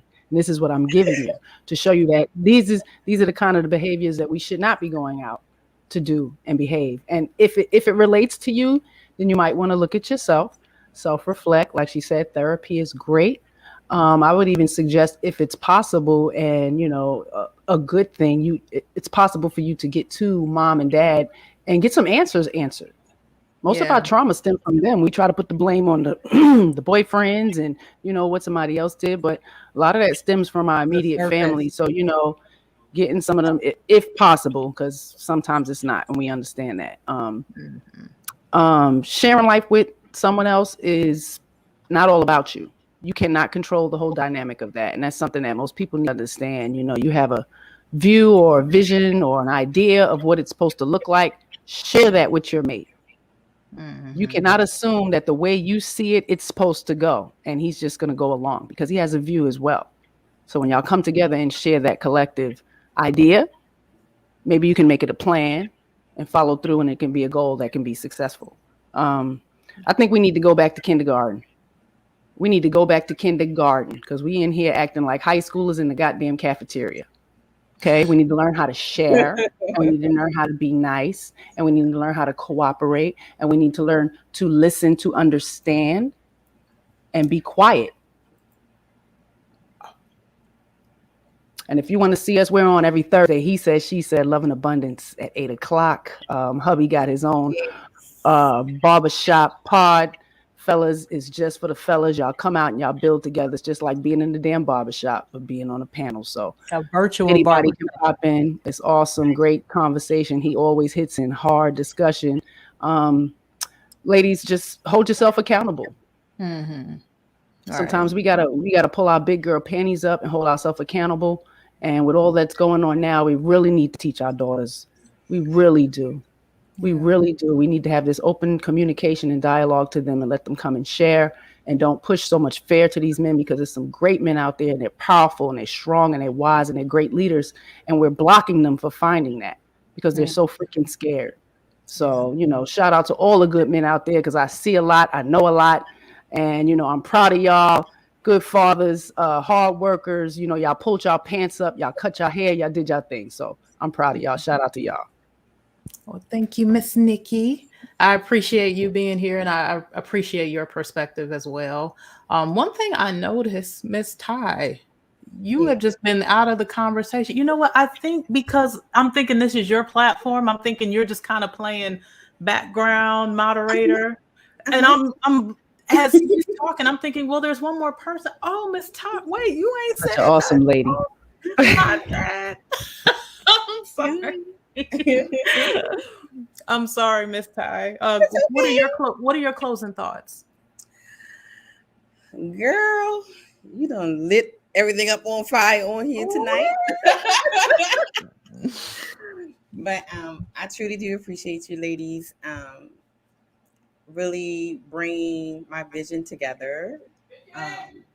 One of the things that I want to be able to share with other women, that it's okay to be feminine. It's okay to be submissive. It's okay to be a woman. You don't have to be hard and combative and argumentative and angry and bitter all the time. How about none of the time? One thing I would say about the content from tonight, when I was looking at the chat, it was just, it was a lot going on in the chat.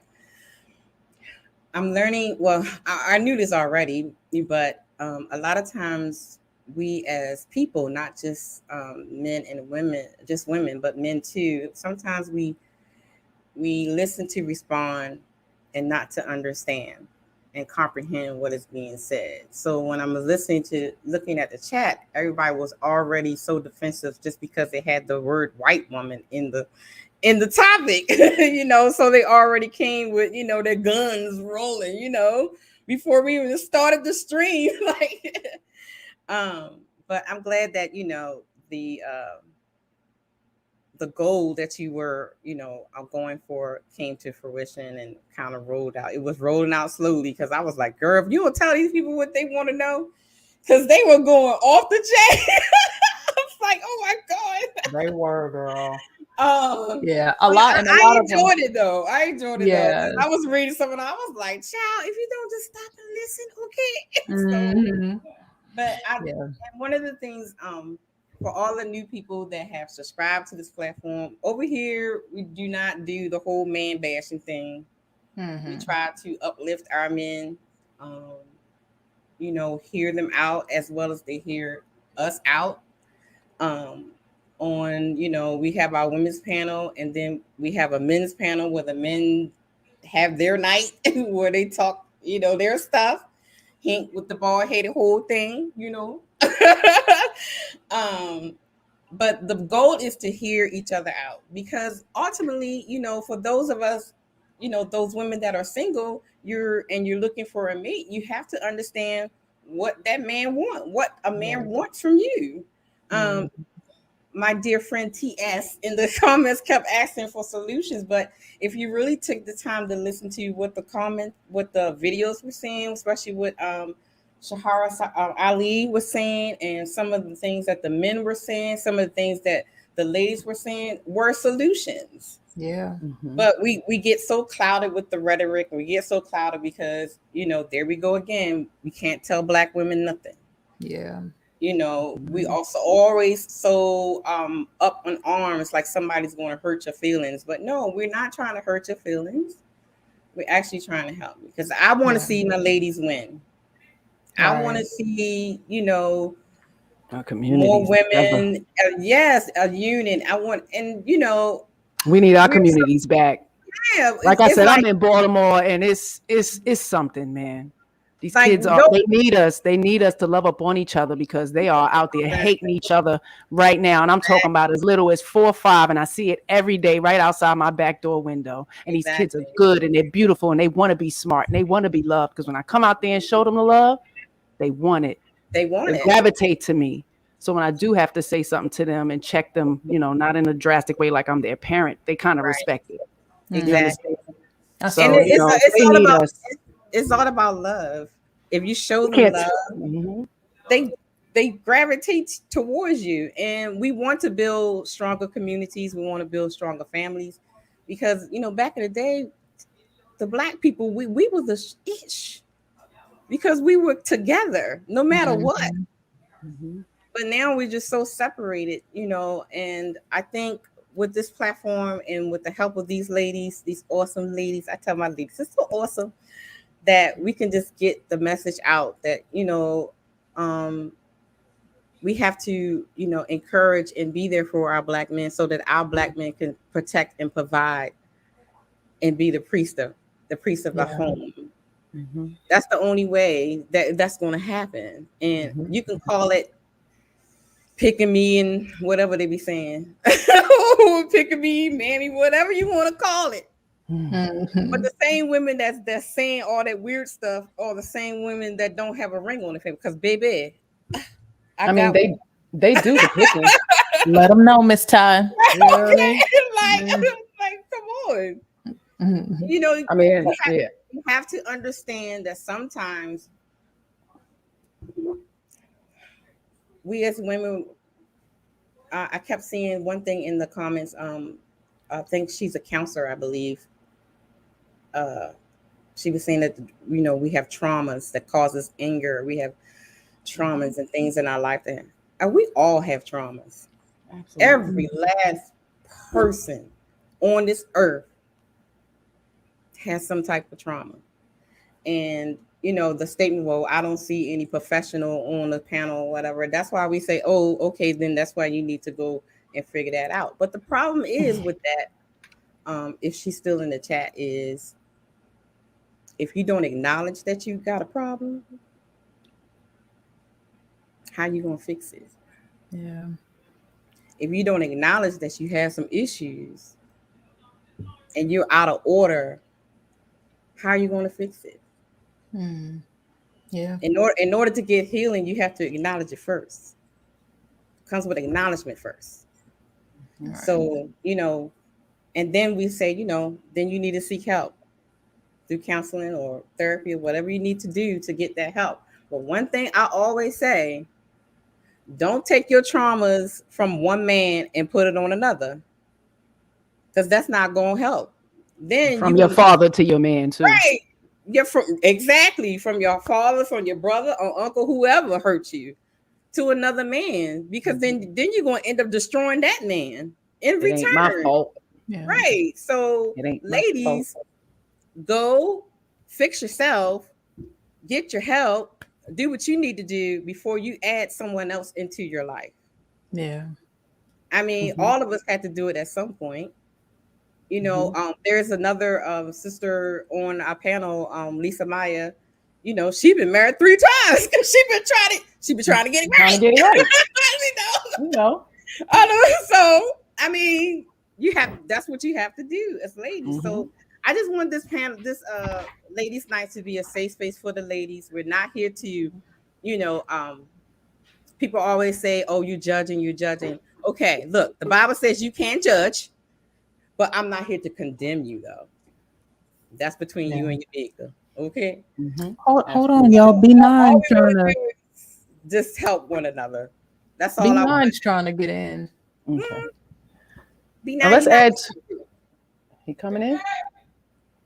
He's trying to. Go ahead if you want to say something. Let me just add to the solutions. Ms. Ty has an abundance of videos, many panels that she has hosted that, we talked about an abundance of solutions and many different ranges for us as a people. So, feel free to go through her catalog and, check out some of those videos for solutions if you really want to know, if you're really interested. Also on our panel, we absolutely have a podcast that says solutions on it. Feel free to click on it and check it out. I need to stop by over there, Miss Nikki. I really, it's overdue. Check it out.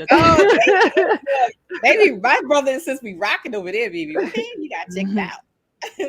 B9, what's going on? Ladies, I just welcome. I'm on my retirement, so I'm gonna be brief. We feel so special. What's my retirement again, B9? But yeah, y'all put me out of it for a hot second because I had to acknowledge and give you all credit. This is the first and only platform where that nonsense was absolutely shut down and condemned. And I would be remiss if I did not give credit publicly where credit is due. That is what separates you ladies and what Ms. Ty is doing on her platform from other people's platforms. Now, I'm not saying other people's platforms aren't wonderful. They are, because they offer different things and they have different agendas, and they are accomplishing their agenda. But as far as being a representative of the Black male perspective, and as far as putting the Black male voice first, and unfortunately, when you put the Black male voice first, unfortunately, ladies, your voice becomes secondary. And that's very hard for a lot of people to swallow, to have a secondary voice in 2022. But I commend you, ladies. I love you, ladies. How you doing, fine? I'm in the background. background. I will stay in the background, but you know that you have an eternal fan right here in DC. Thank you.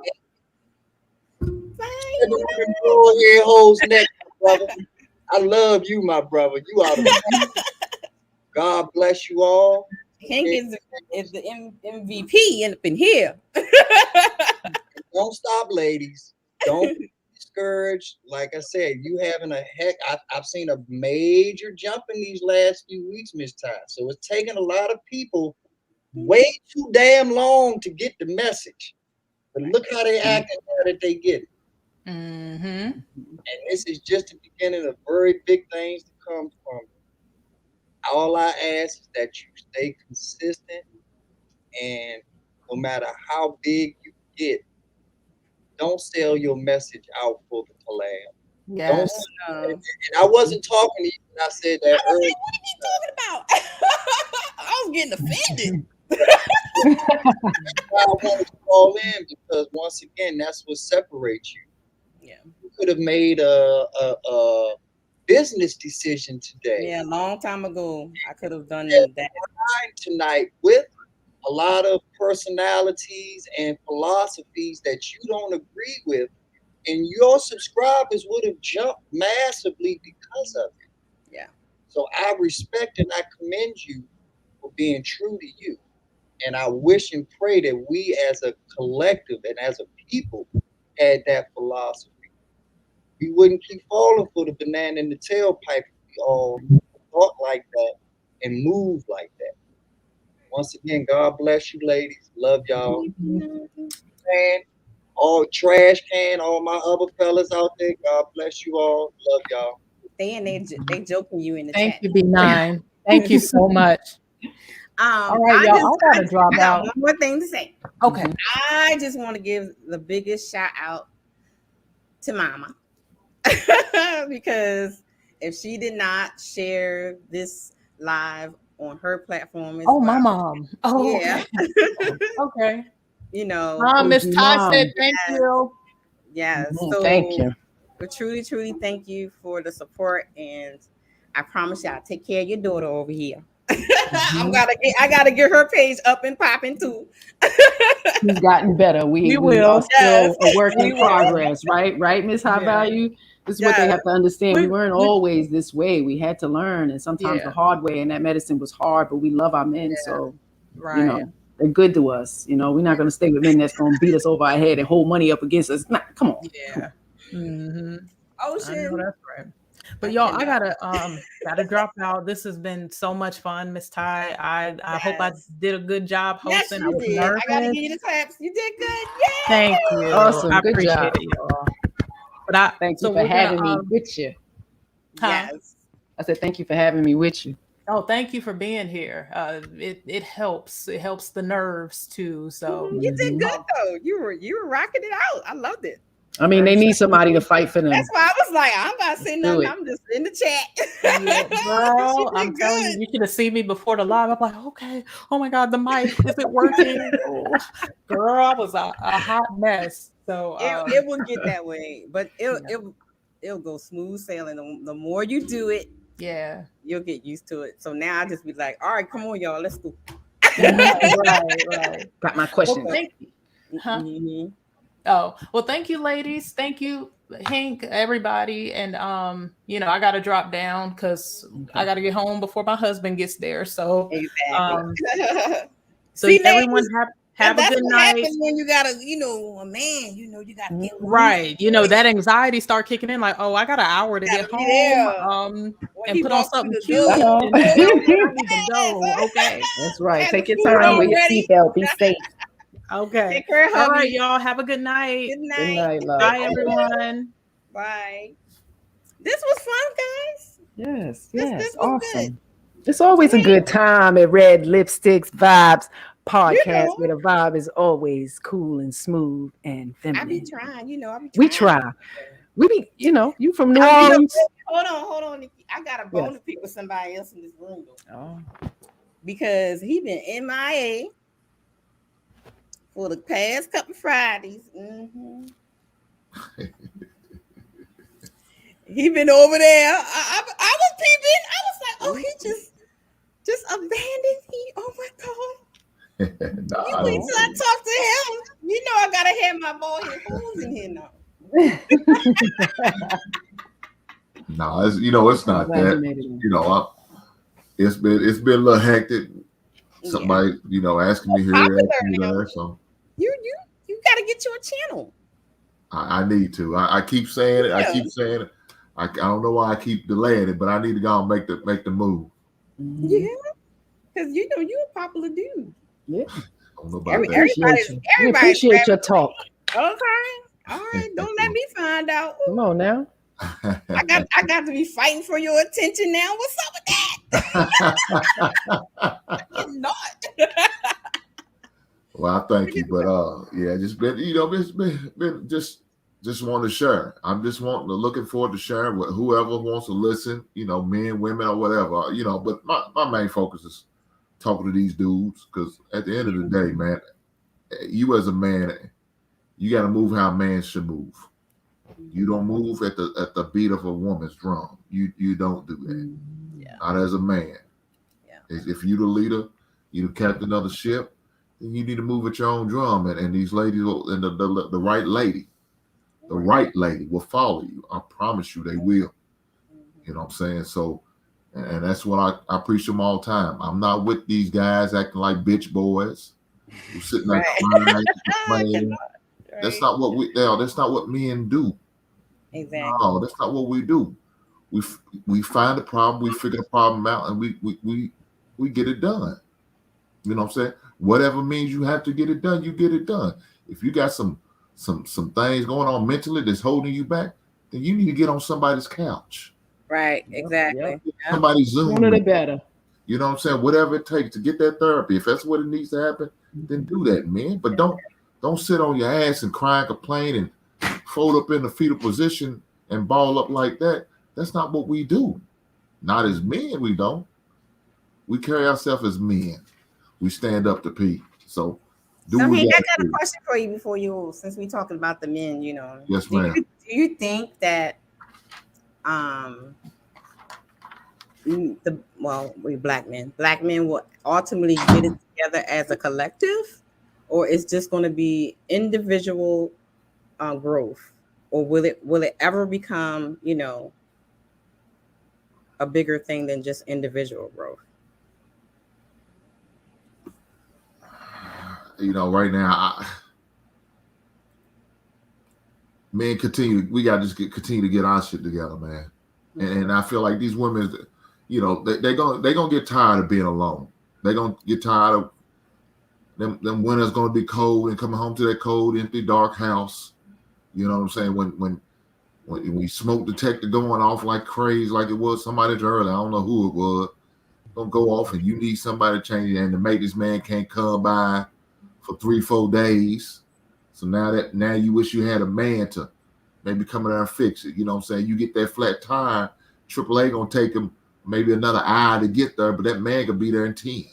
You know what I'm saying? So I'm just hoping some of these ladies continue to put out the good positive messages like what we had going today, and they start hearing these things, man, and start getting it really start getting it. And we really need some of these married ladies to continue to speak on it. We need the married ladies, or the married people, period. I mean, I can't just put all on that, but the married people, period. The men too need to speak on how great it is to be married, how great it is to have the nuclear family. Yeah. And I'm all for black love. Black love is a beautiful thing to me. Yeah. And I'm all for that. That's what I encourage. But look, at the same time, men, if they not treating you right, and you feel like you can find love somewhere else from some other culture, man, I promise you this. I won't look down upon you. I understand. Because you deserve this. You deserve to be loved by a good woman, no matter what color she is. You deserve to be loved by a good woman. So if that means you got to go out there and find your white woman, an Asian woman, an Indian, a Muslim, I don't care. If she treats you right, love up on you, do it as part of your program, then do what you got to do. So. Yeah, I like one thing you were saying about the married couples. That's one of the reasons why I love my brother and sister, Nikki and Mr. He said and she said. I love having them on the platform, and it's one thing for like to have the ladies on here talking about their husbands and things like that, but it's so awesome to actually see the husband and wife on the platform together, sharing information together, sharing, important aspects of being married is very crucial to, because a lot of times we can talk about it all day, but a lot of young people going to say, well, I want to see. They they need to see it and not just hear about it. Everything's visual these days. You got to actually see it.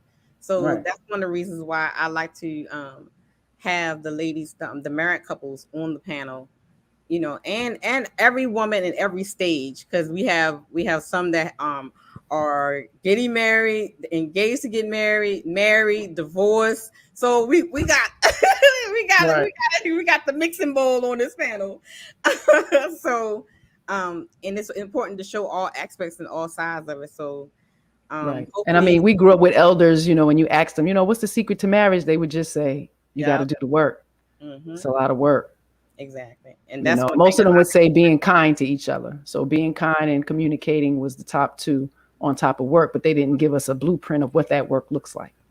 Exactly. No, and it's not for the weak at all. It absolutely isn't, because it's not all fun all the time, and it's not all happy all the time. You have to know how to work through that. Yeah. Absolutely. And we're individuals. Your husband, your wife cannot be your superhero all the time. Like you said, that therapy is very important, because a lot of things within us is just that, within us. And sometimes you got to work through that. Like my husband says all the time, my happy cup is full. If my happy cup is full and your happy cup is full, we're going to pour into each other, and it's just going to overflow.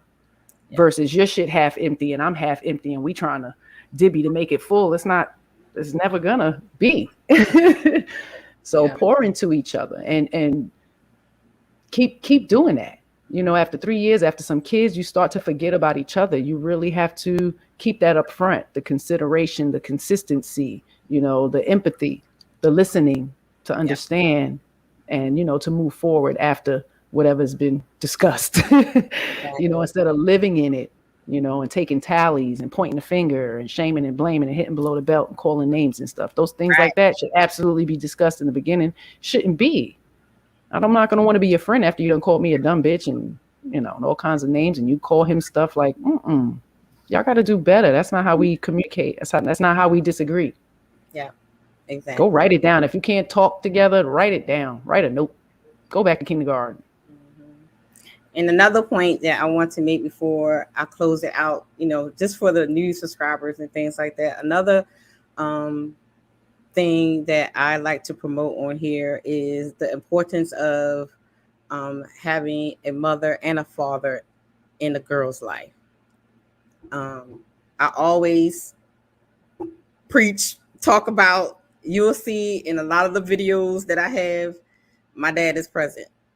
And I like to talk about the importance of having a father figure in a little girl's life from growing up until adulthood. You always going to be daddy's little girl. The father is always that girl's first love. The father is the one that teaches the daughter what she will see, what she needs, and how to be. You would think it would be the mother, but no, it's the father that teaches the girl that. So that's another thing on my platform that I always teach, the importance of fathers being present, not just send child support if you're not in the, not in the home, but being present in that little girl's life, because her validation starts with daddy. So then when the father is absent, she looks for validation from Pookie and Ray Ray's. That's very important. Anybody. So anybody can say, "Oh, you cute," and she just milk. So we're gonna get into a lot of things. Not next week, the following week. It's Michelle will be presenting And then next it will be Lisa Maya presenting after that. And then the last week in July for the ladies' night, we are going to talk about, ladies, get ready. We're going to talk about toxic mothers. We're going to talk about toxic mothers. We're going to talk about mamas jealous of their daughters. When is this? We're going to talk about mamas jealous of their daughters and don't want their, daughters to win in life. So they sabotage the baby mom. Okay. We're going to talk about it. We're going to get deep in it. And yeah, we know that personally. Yeah. So, yeah, it's and there's a little twist to it. We're going to add the church folks in it. I'm just saying. We're going to add the church folks in it. So yeah, it's going to be interesting. Yeah, so put some salt on them wounds. Like all the church people gonna be throwing their Bibles at the computer screen. Put some Lake Michigan in them wounds. I mean, like, okay. And look, I know they're gonna be like, well, we need an expert on. Look, I am an expert on the panel. I am a preacher's kid, okay? And the preacher's in the other room. So we gonna have an expert up in here. Hey, brother, what you eating? Huh? What did you good, eat? Daddy-o? Come here teasing. And my old man got me a nutriment. Oh, Ensure. And a big fat brownie. He is so wrong. I want to thank all my moms. Yeah, wash that Ensure down with the brownie, huh? My moms held it down. We know it was a wild night today, but I thank you guys. This was so much fun. Again, awesome. High Value Wise and her mom, thank you so much for all the subscribers that came through, the likes and all that. That was so awesome. Good job, y'all. Y'all are so appreciated. Why Trash Can said a weed brownie? I can't. I mean, I could send you a sample pack of. Oh my God! Just inbox me your address. I mean, I cannot. I don't want to get you in trouble. Yo, I can't. On that note, I love y'all. See y'all later. We love you too. Good night. Take care now. Kane is in the building, nigga.